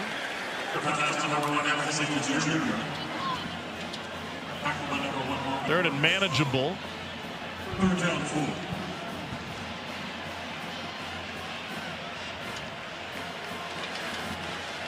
Hugh Freeze was ready to pull the plug on Jackson Arnold. And I'm not sure Jackson, although he probably felt the pressure performing up to the standards of this Auburn offense, I'm not sure he was aware how close he was to spending a couple of series on the sidelines. Play clock now at 3. Arnold steps up, but it's taken down. Zion Young with his first sack of the night, 4th for Missouri. Boy, watch Zion Young. There's nothing pretty about this pass rush. It is just want to. He's going to have an inside pass rush. He's going to work through both right tackle Mason Murphy and Jeremiah Wright. Wright engaged there with Chris McClellan, and Zion Young, one of the guys I started this game saying he needed to have an impact. Mizzou forces a 3-and-out. Kevin Coleman Jr. races up to take this one at the 38 and gets tripped up immediately. Fantastic coverage by Reed Hughes, the long snapper. After a 40-yard punt, Hughes will ride it to the sideline. Auburn looking for some momentum. Missouri trying to answer. We got a touchdown game.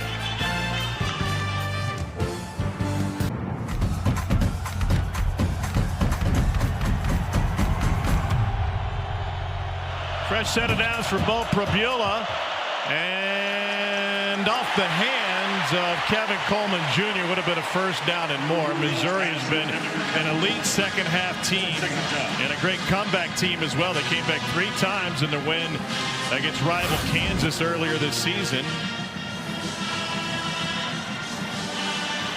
In fact, since Eli Drinkwitz became the head coach in 2020, Mizzou has 13 wins when trailing in the 4th quarter. That's the most in the FBS.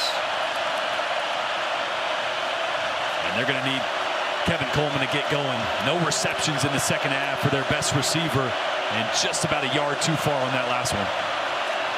Pressure. They send the house. Prabula goes deep, hand fighting, and there's the flag. Marquise Johnson, the intended receiver. Jake Crawford was in his pockets, and that'll be an automatic first down. Pass interference. Defense, number 23. 15-yard penalty. Automatic first down. There's also a flag in the backfield. May have a roughing the passer against Auburn. We'll wait and see. Either that or holding.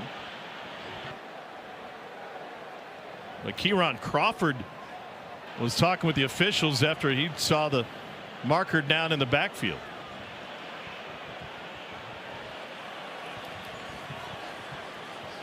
A long discussion. The center judge, a referee, and the head linesman. Whose flag is it? Nope, not mine. Oh, it's yours. There you go. Who's missing a flag? Correction, there were actually 2 fouls, both by the defense. The pass interference. Defense, number 23. A 15-yard penalty. First down. After the play, personal foul, unnecessary roughness. Defense, number 24. That's an additional 15 yards. First down. I'm not sure what Drink is so upset about. Since it was after the play, they were both assessed. Unless he wanted an ejection. I think he was trying to say he was punchy. Something happened here with Kieron Crawford. Center judge couldn't get the flag up. Yeah, him and Caden Green got mixed up. Got Matumbo'd.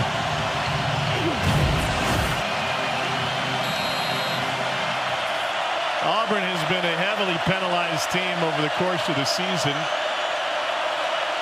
Now clinging to a touchdown lead in the fourth quarter. Prabula with the pump fake. Now he's got to scramble, and did he get out of the pocket?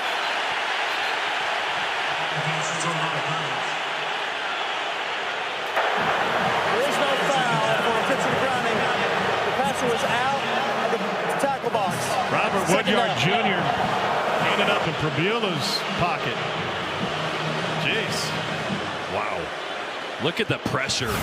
Stacking guys at the line of scrimmage.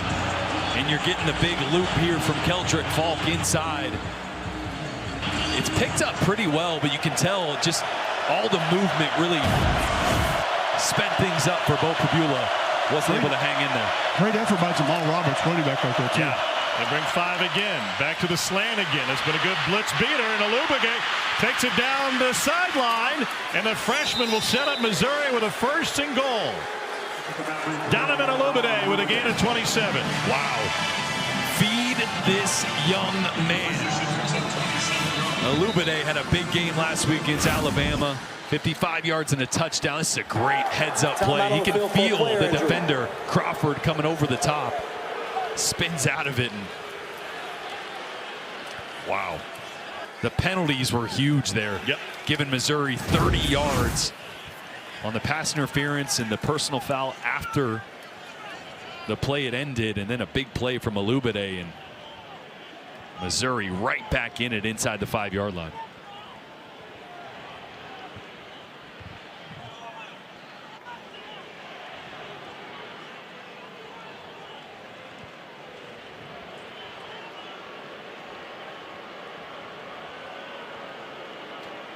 Caleb Harris is the injured Auburn Tiger. Sophomore from Bessemer helped to his feet.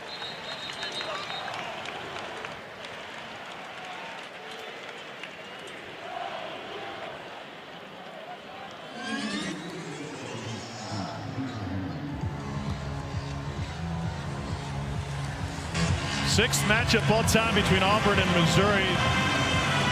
Auburn won the lone game here a couple of years ago when Missouri missed a chip shot field goal and then fumbled in overtime.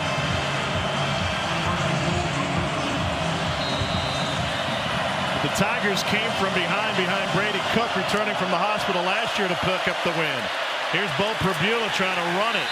Lost his helmet and got ripped off.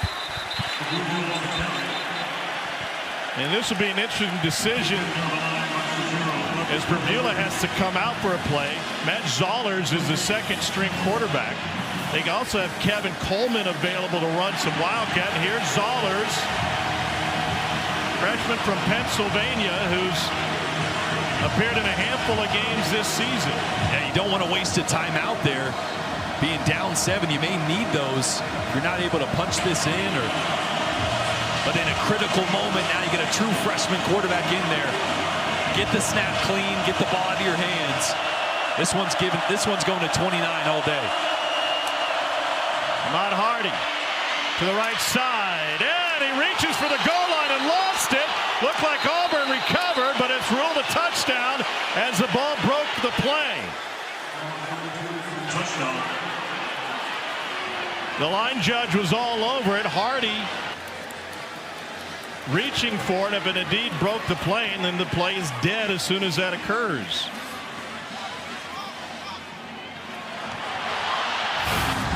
Well, here's a great look at the goal line. Hardy does a great job of making Atkins miss right there with the jump cut. When did that knee go down? It's a touchdown. So that'll cap a 5-play, 60-yard drive. Missouri needed just 69 seconds to get there. And Auburn fans have seen enough of slow-mo replays on the goal line the last 2 weeks. Boy. 30 of those 60 yards came via penalty on that drive. Not quite a full moon tonight, but it's getting a little weird here late in the fourth quarter. I heard this place is haunted. That was a dynamite play by you. Point after is good by Robert Meyer, and we are tied at 17. Ahmad Hardy is everything but a belt. Yeah, the numbers aren't huge for Ahmad Hardy tonight, but that move right there, making a linebacker unblocked miss in the backfield, punching that one in, the answer Missouri needed. But what a day in the SEC. It was a chaotic start to the day. LSU and Vanderbilt was big play after big play. The test effect was real in that one. Diego Pavia struck a Heisman pose. Alabama got a 99-yard pick six right before the end of the half to take control against Tennessee. That's a 17-point game with under 5 minutes to play up in Tuscaloosa. Texas, Kentucky into overtime. I was leading into that. Dari's going to tell you all about it in just a minute.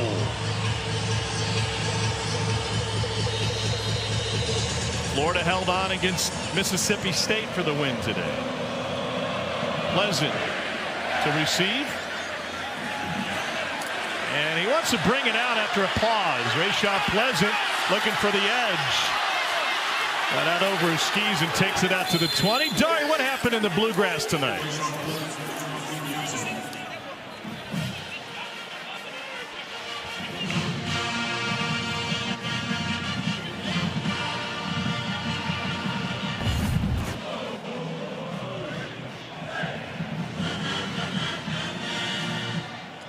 First is an Auburn from the 21.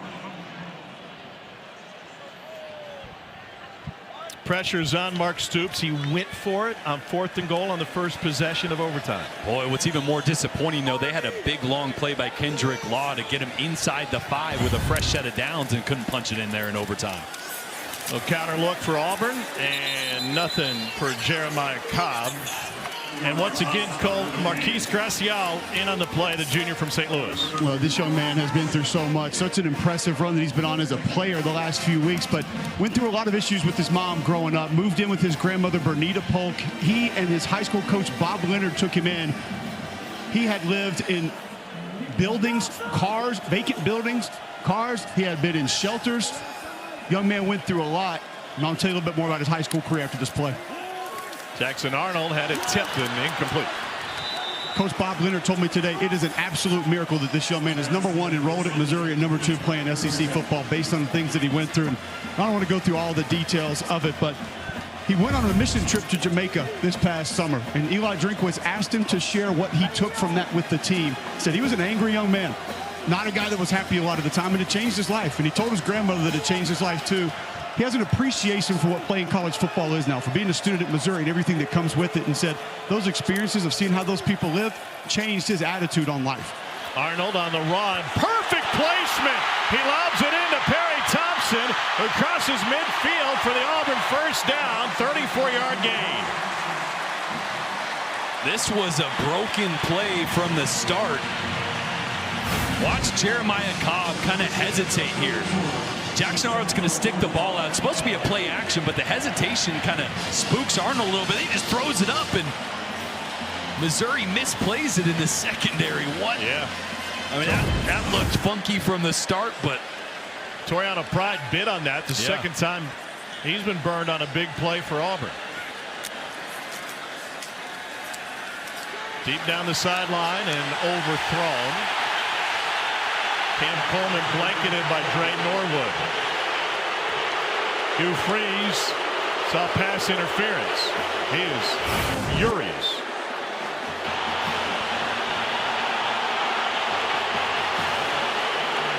There's a lot of contact there. Partially initiated by Cam too, though. Remember, Missouri got the benefit of a pass interference on its scoring drive. Yeah, I don't think Hugh liked that one. Almost lost his play sheet.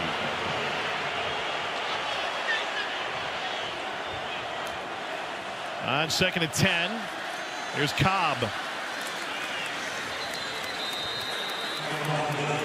Khalil Jacobs with the stop.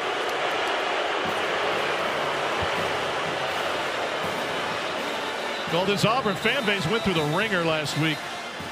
You can tell there's a little bit of animosity in their feelings. Hugh Freeze telling us he didn't think he handled it entirely properly last week. I was actually with Hugh Freeze, really impressed, Tom, with him telling us that he probably took a little bit into the locker room last week and let it affect his team, allowed it to affect his team in the second half. But it's not just last week. This fan base has dealt with that for the last 3-4 weeks. It's one of those things that it's hard to discuss. It's hard to talk about because it's a part of the game. But this fan base, no doubt, has seen that part of football mount against them for about a month.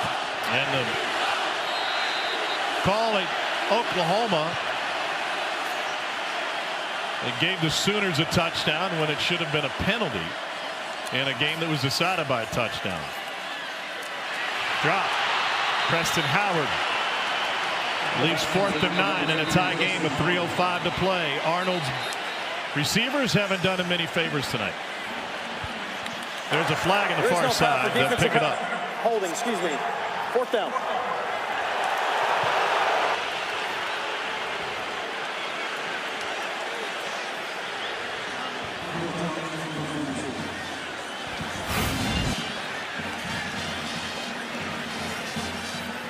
This is a great play design. I love it. The potential hold is going to be on the right side of the screen on Eric Singleton. Pick that up. Hudson Cock will punt it away. Kevin Coleman Jr. waits. Fair catch. Missouri will have a long field in front of it after that 36-yard punt. Under 3 minutes to play. And the Bluebirds continue to rain down. All right. So if you're Missouri trying to pull off another second-half comeback, offensive coordinator Kirby Moore, what do you draw for Bo Prabula when you really struggled to establish the running game? Yeah, he struggled pushing the ball downfield tonight.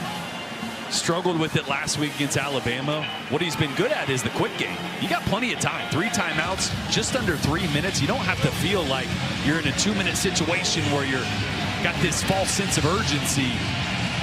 You can still get the run game going. Get the ball into Bo Prabula's hands quickly, though, because this Auburn defensive front has been spectacular, and there's been a ton of pressure on Bo tonight. See if they bring it. They play the run, and they play it perfectly. Ahmad Hardy thrown down at the line. Robert Woodyard Jr. and Zeke Walker were there. That's not what you want on first down. I mean, this defensive front has been so impressive all night. Still just 85 rushing yards for this Mizzou team. Only 52 for Ahmad Hardy. That's clinic tape from Zeke Walker right there. Strike and shed using his hands. Auburn has held 4 of its 6 opponents on 100 yards rushing, and so far tonight, Missouri limited to 85.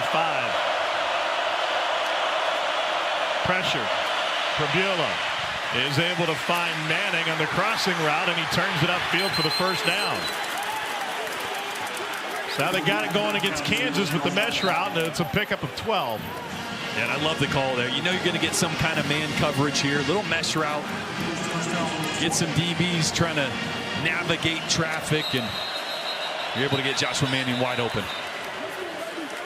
Like trying to work your way through Skybar last night. This is the 2-minute timeout. Shoulder to shoulder. Man to man. And here we go. 2-minute timeout at Jordan-Hare Stadium. The Tigers are locked 17 apiece from Missouri and Auburn. We're deadlocked at 17. Missouri over the last 2 years has been fantastic in close games, 10-2 in one-score games. They came from behind to knock off Auburn last year. That was the game where Brady Cook went to the hospital just up the street, turned around, came back, and led him to the comeback.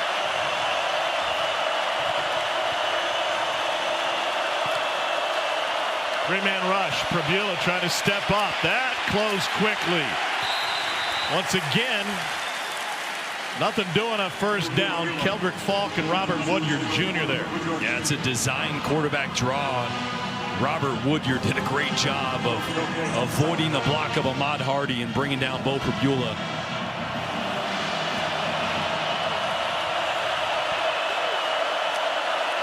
Second and 10. Beautiful route by Kevin Coleman Jr. The St. Louis native picks up the first down. A lot of stickers on his suitcase. He started at Jackson State playing for Deion Sanders with Travis Hunter. Sanders brothers I should say. Then went on to Louisville, Mississippi State, now Mizzou.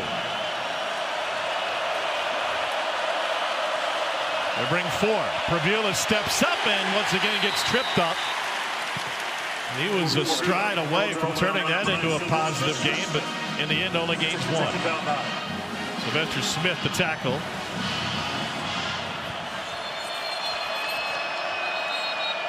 And Missouri uses the timeout. 1:04 to play. Missouri, Regulation. Their first of the half. Please reset the game clock to 1:06. 30 seconds in length.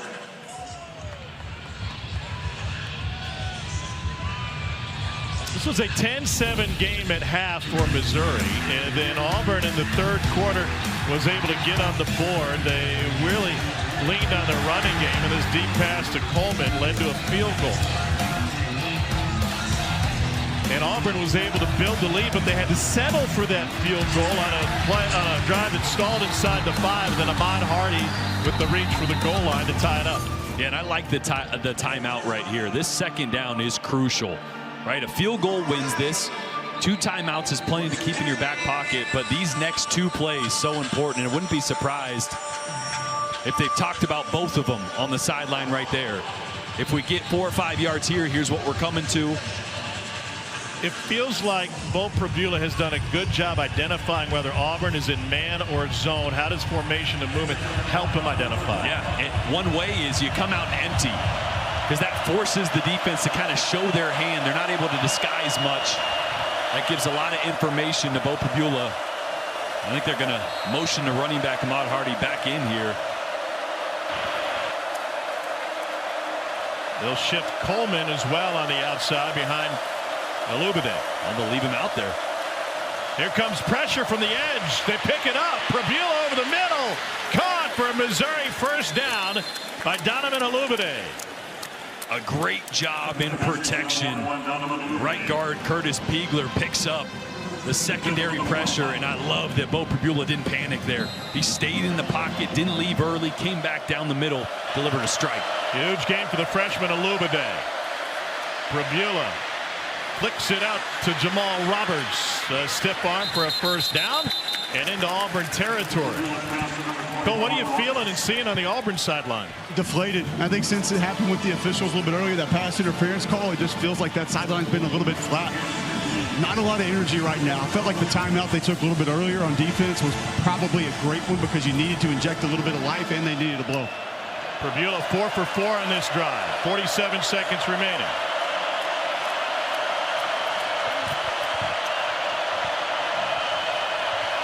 Norfleet helping direct traffic. Play clock is at 5. Pressure again to the slant again. Caught by Marquise Johnson right at the marker. And there's a flag after the fact. Kay and Lee had the coverage.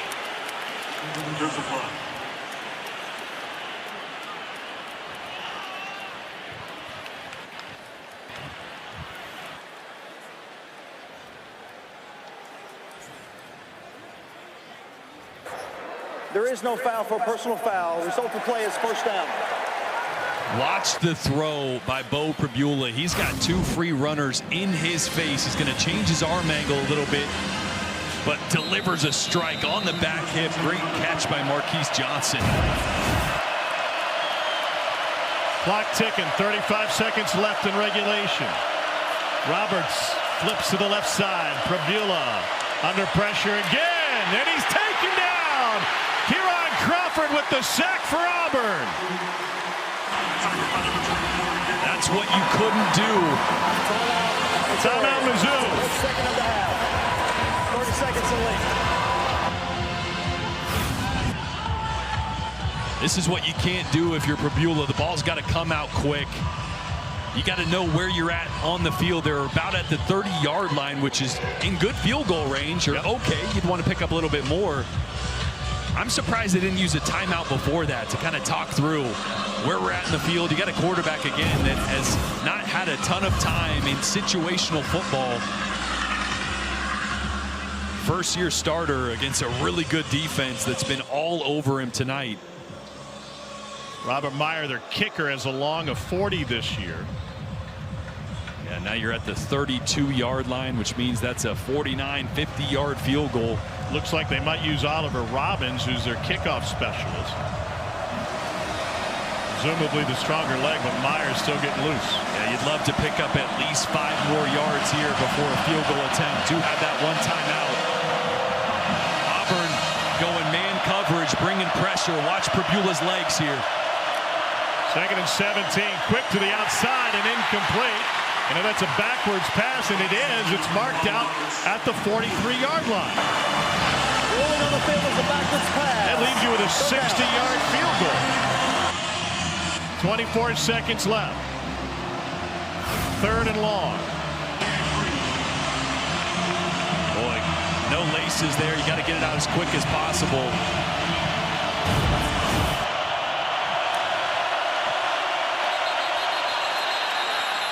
And they're going backwards.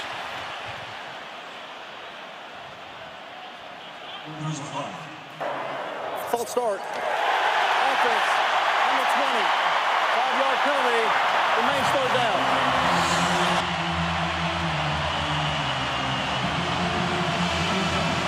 Maybe it is haunted.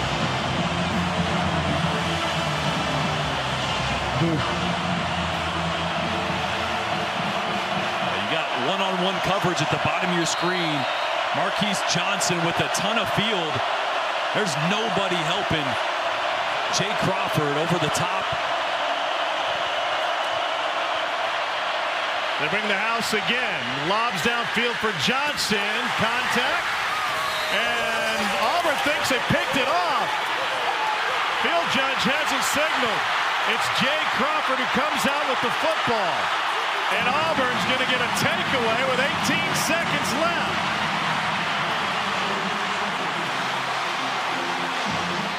Absolute mayhem at Jordan-Hare. Wow.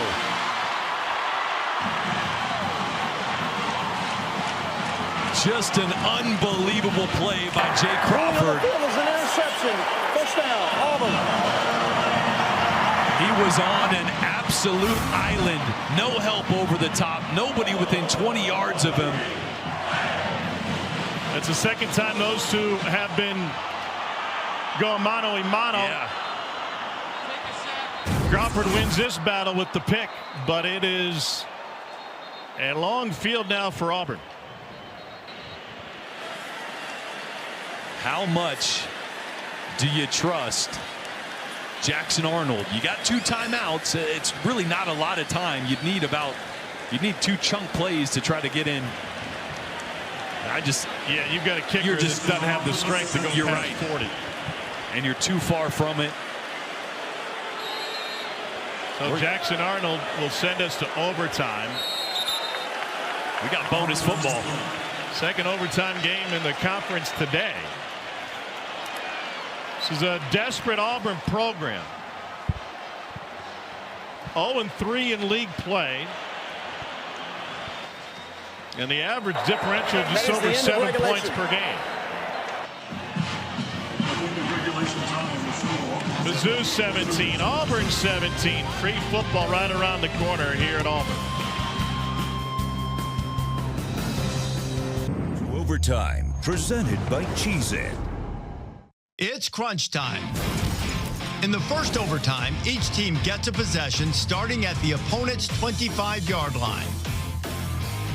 If it goes to a second overtime, teams again start at the 25-yard line, but must attempt a 2-point conversion after a touchdown with no extra points allowed. From the third overtime on, teams alternate 2-point conversion attempts from the 3-yard line until the game is decided. Free football. What a thriller here, the loveliest village on the plains, and it's been the loudest tonight.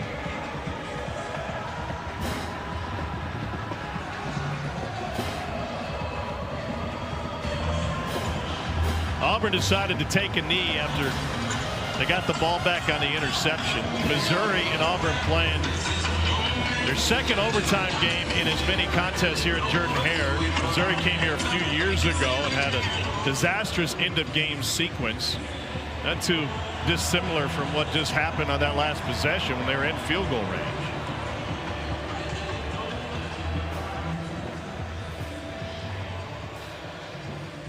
I think you all know each other.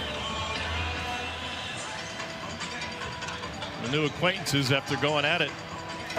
Gentlemen, we will now enter an extra period. Missouri, you get a choice here of offense. Excuse me. We're going to flip the coin, guys. Same coin we flipped earlier. Okay, ball placed on the 25-yard line with an opportunity to score. Each team gets one timeout. Understand? Yes, sir. Okay. Missouri, you're the visiting team. What's your call? Heads. Heads has been called. It is heads. You won the coin toss. Offense, defense, or the end of the field? Defense. You want to select defense, okay? Auburn, what end of the field do you want to go to? This end of the field. So you'll be on offense first. Swing around from this way, Auburn. Missouri, over here. Zion Young had you curious. It's 10:23 Central. And Missouri, after winning the toss, try and do better than they did in 22 when they came down here for the first time. September 24th of 22, Harrison Mevis missed a chip shot field goal at the end of regulation. And then after Anders Carlson got a second chance at a 39-yarder to give Missouri the lead, Tigers, Ethan Pete fumbled what would have been the game-winning touchdown, and Caden Briggs recovered in the end zone to seal it. Missouri has won its last 21 against unranked opponents, and Auburn's trying to avoid an 0-4 start for the third straight season in conference play. And really, the college football playoff chances for Missouri hang in the balance as well. For a season that started as well as it did, the loss to Alabama obviously derailed last week, but this is a team that had expectations when you looked at the schedule and how they started of making the college football playoff, and now against a beaten and battered Auburn team, they got to find a way to pull one out here. And for Auburn and Jackson Arnold, a redemption opportunity to get this season back on track. Arnold had a really good fourth quarter.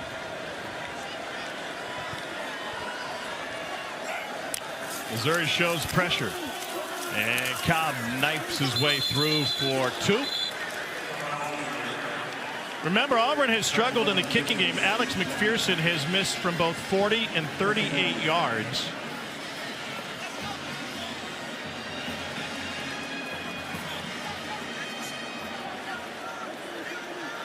And that obviously is in the forefront of Hugh Freeze's mind when it comes to play calling here in overtime. Arnold, pressure, taken down. Zion Young, as soon as Missouri won the coin toss, he said, let's go. You know what time it is. And Young's got his second sack of the night. Boy, making his presence felt. Off the right side for Jackson Arnold, working on Mason Murphy.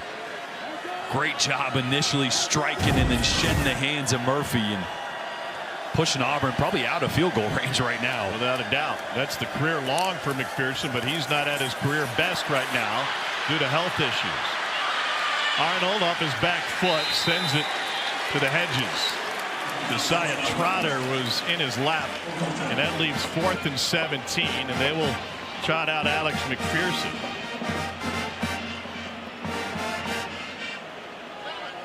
He's been battling health issues. Last year he was limited, fighting Crohn's disease. He had his large intestine removed. This is a guy who couple of years ago set the school record for consecutive made field goals. And now they'll ask him to sudden some strength for a 50-yard attempt.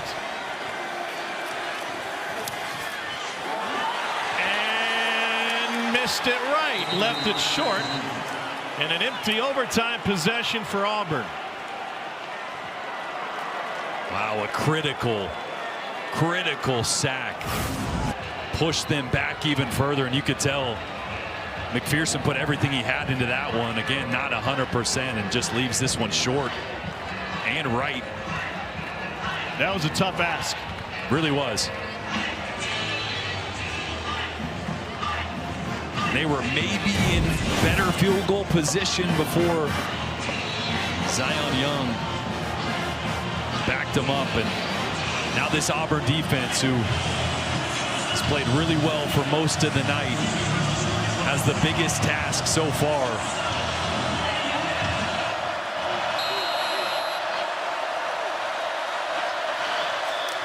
Bo Prabula boots it to the right, and nobody there, just totally overthrew the only receiver on that side.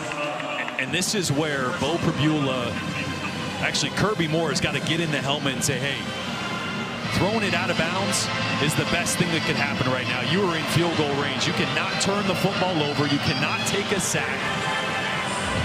A field goal wins this one. You're at the 25-yard line. You almost feel like a couple runs here would be a really safe decision. You got Ahmad Hardy in the backfield.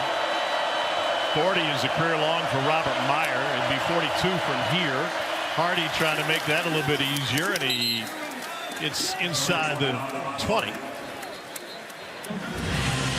You saying you just run it again, don't risk? If I'm Kirby Moore, I'm handing the ball to 29 one more time and saying a chip shot field goal gets us out of here with the win.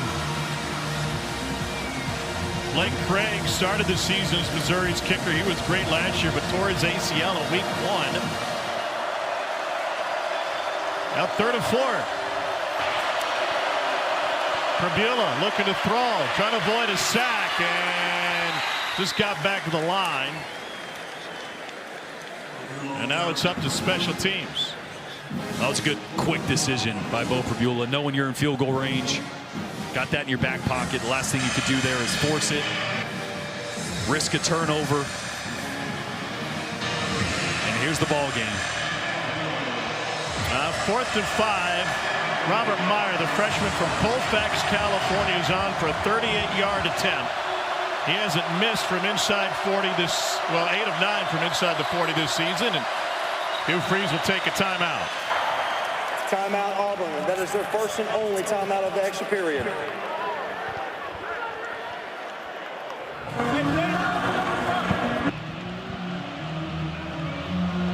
What a pivot point for both programs. Missouri's trying to bounce back from its first loss of the season, stay in the playoff conversation with one loss in the year, with an upcoming trip to surging Vanderbilt, which may be a top 10 team by the time the Tigers get to Vandy next weekend. And Auburn is just looking to survive, send it to another overtime, and try to find some confidence in this program. Auburn lined up with a big overload to the right side of the kicker. Connor Wesselman is the holder. Brett LeBlanc is the snapper.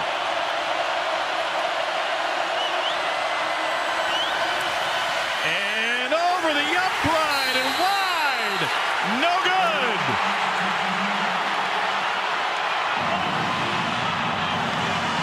How do you not love college football?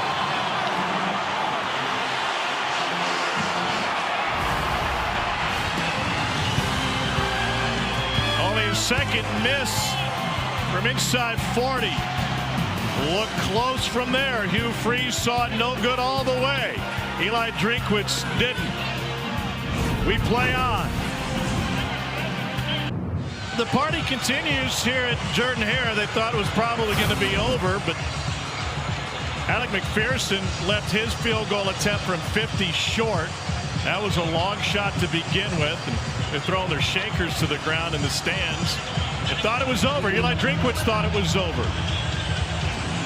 Drinkwitz perspective, this one went over the upright but inside, but that one made it obvious it was wide left. And so Missouri will have the ball to start overtime period number 2. Bo Pribula at quarterback for the Tigers.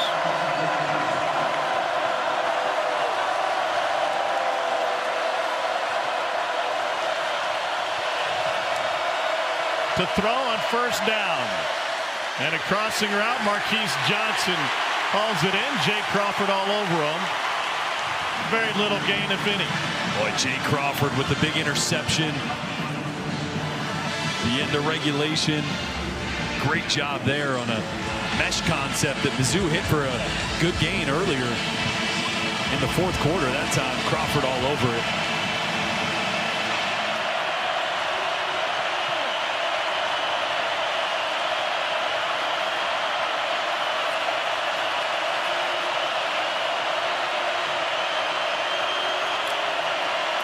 Pribula goes to the slant. Marquise Johnson has it stripped. Jay Crawford. Yeah. Cole, this Auburn secondary is picking up confidence with every stop. Absolutely. Playing aggressive as well. We've seen DJ Durkin put them in man coverage, had them on an island multiple times in big pressure spots in the second half, and they've come through. This is where DJ Durkin has dialed up cover 0 pressure, forcing the issue with Bo Pribula. Here it is again, both edges. Yep.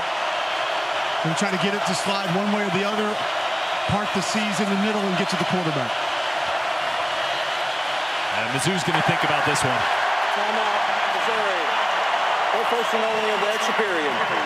So looking at a 3rd and 10 in the second overtime. And Eli Drinkwitz thought that field goal was good. It's not, so we play on. I don't think you can overstate what's on the line for both of these programs. Missouri still has a chance at a playoff. They go to Vanderbilt next week, the surprising Vanderbilt team. And Auburn's just looking to find some air because they've been drowning the last 3 weeks. Yeah, and this defense continues to impress for Auburn. They've been all over Bo Pribula all night. Offense woke up at times. The biggest play of the game right here, 3rd down. DJ Durkin is going to dial up pressure. Can Pribula have a quick answer to get it out of his hands? Because they are in field goal range. Once again, you at least got to walk out of this overtime for Missouri with the field goal. 19th consecutive sellout here in Jordan Hare. Tom Hart, Jordan Rogers, Cole Kublik. What a thriller tonight. If Missouri has an answer. They've stacked the line. Here they come. Pribula, deep drop. Lob, caught! First down, Kevin Coleman Jr. What a great job by Bo Pribula, just drifting. Backing up, gaining ground. He knows he's going to get a lot of pressure from this side, so he's going to drift a little bit to his left. Jamal Roberts gets enough of the blitzing linebacker and a great throw over the middle under pressure. They went backwards when they had a chance at the end of regulation. They got to the 30. Pribula will run left and try to cut back. Bobby Jamison Travis finally makes a stop.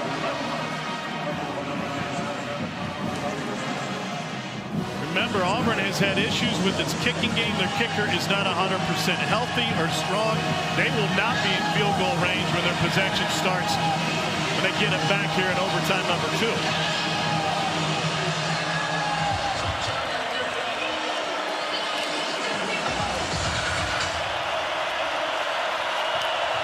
On second down, Ahmad Hardy. Jamal Roberts pierces his way through. He picks up a first down, and the Tigers will have it 1st and goal inside the 2. Maybe fortunate for the Auburn defense, they got a run play there. There was some confusion, Jordan, with coverage on the near side of that stacked formation that Missouri had lined up. Yeah, only one guy over there. Jay Crawford over 2 receivers. Timeout on the field for player injury. It's Bobby Jamison Travis. Quintrall is his given first name. When he was at junior college at Iowa Western, nobody could pronounce it, so the defensive back said, you know what, we're just going to call you Bobby from now on. He loved it. He's always got a smile on his face. And now Cole, the guy that you said never gets enough love, is being tended to by the training staff. They're looking at his left knee. Now you hate to see it. He's been such a valuable piece. DJ Durkin lit up when we said that too, because he said we actually celebrate those things that you're talking about that you don't see in the box score, don't see in the stat book, and he does a lot of them for us. He gets that celebration from the staff, and this specific situation is exactly where you'd want to on the field.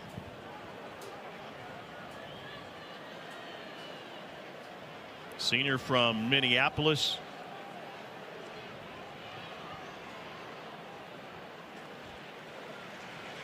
And a former Minneapolis North Polar Bear is helped to his feet by this Auburn athletic training staff. That is a big loss in the middle of that defensive line, a defensive line that has been incredible throughout this game tonight. And they made it really tough for Mizzou down here inside the 5, somewhere where one of the best rushing teams in the country. And Missouri usually has a ton of success. To tie the game in the 4th quarter, it took Ahmad Hardy breaking a couple tackles, reaching out the ball at the goal line. They got Roberts in there now. Hardy is nowhere to be found.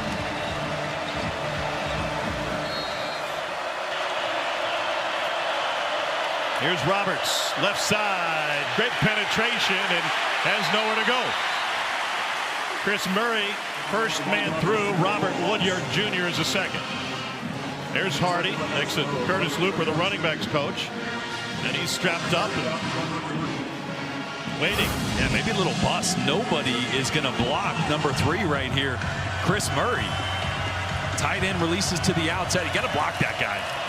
You had that H-back too, Jordan. You wonder if that insert was in the wrong gap. I think he was. Still no Hardy.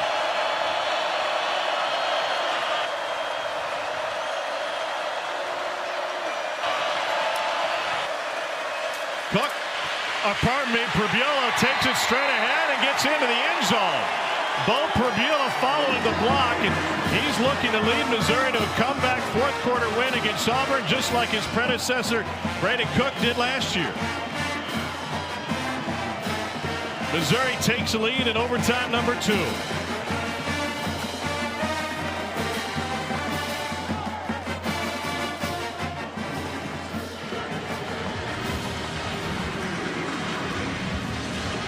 Cole, you used the word deflated earlier this game about the Auburn sideline. This entire stadium feels deflated now.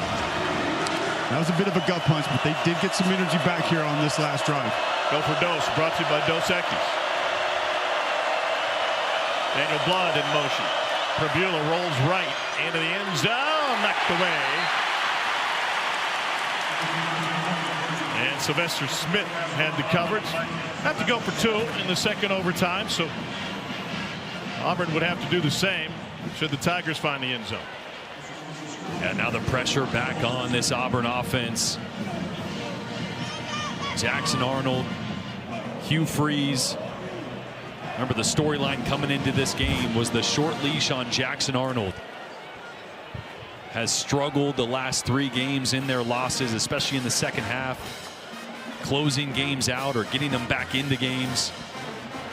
Now the biggest opportunity to prove to his coach, Hugh Freeze, that he's the guy that can get it done and help turn this season around. It'll take a touchdown and the conversion to win this one here in the second OT, or we go to shootout style 2-point conversions in the third OT. Second half, 9 of 14 for 127. Missouri sends pressure, and they get it on the shovel pass. Singleton swallowed up by Zion Young, who's got his second tackle for loss in the extra periods. Boy, I just feel like you have to give Cam Coleman an opportunity downfield in one-on-one coverage if you get it. I don't think we've seen that play all night. They're going to put Marvin Burks over there, though, Jordan, make it difficult. Yeah. Burks, number 1 in white for Mizzou. Arnold gets rid of it clean and finds his tight end Preston Howard. Third down coming up. Yeah, they were looking in Coleman's direction, had a safety over the top to help. Great job by Jackson Arnold in navigating the pocket, getting the ball out of his hands to set up a more manageable third down. Hugh Freeze confident with his call, getting to the line of scrimmage quick. And now the check.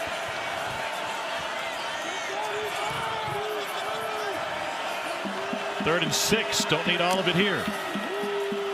Cobb has nowhere to go. Thrown down by Chris McClellan. And now the season on the line for Auburn, riding a 3-game losing streak. And 4th and 8 to try and stay alive.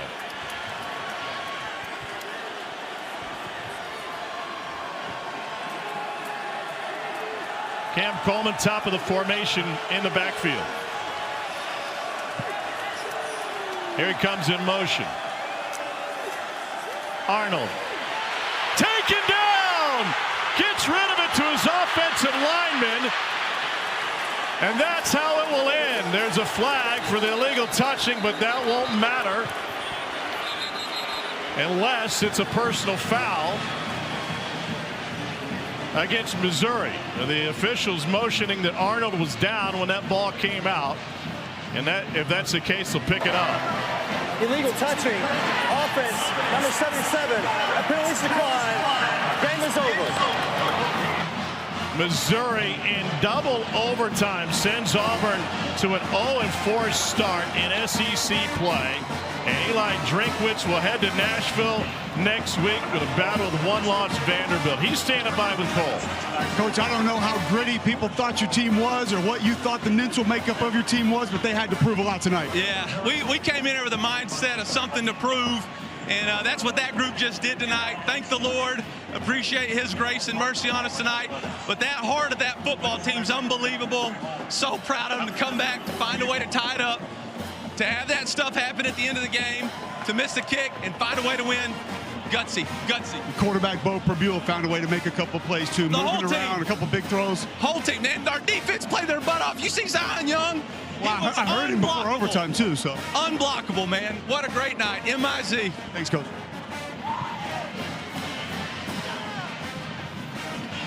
Hugh Freeze has lost 4 in a row now, and they've all been heartbreakers.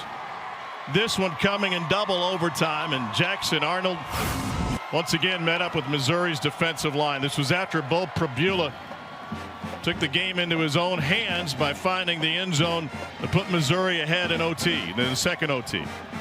And then Damon Wilson working on a reserve offensive tackle, the transfer from Georgia, bringing down Jackson Arnold in the biggest moment of the game. And like you said, keeping the college football playoff hopes alive for Missouri and Eli Drinkwitz. Who knew Missouri and Vanderbilt would meet for an inside track in the CFP? That's the case next week in Music City. Missouri, as Eli Drinkwitz said, had a disaster of a final possession, taking themselves out of field goal range, but survived by finding the end zone in overtime number 2. Wow, what a day in the Southeastern Conference. Fellas back in the studio, break it down. Dari, good luck with this.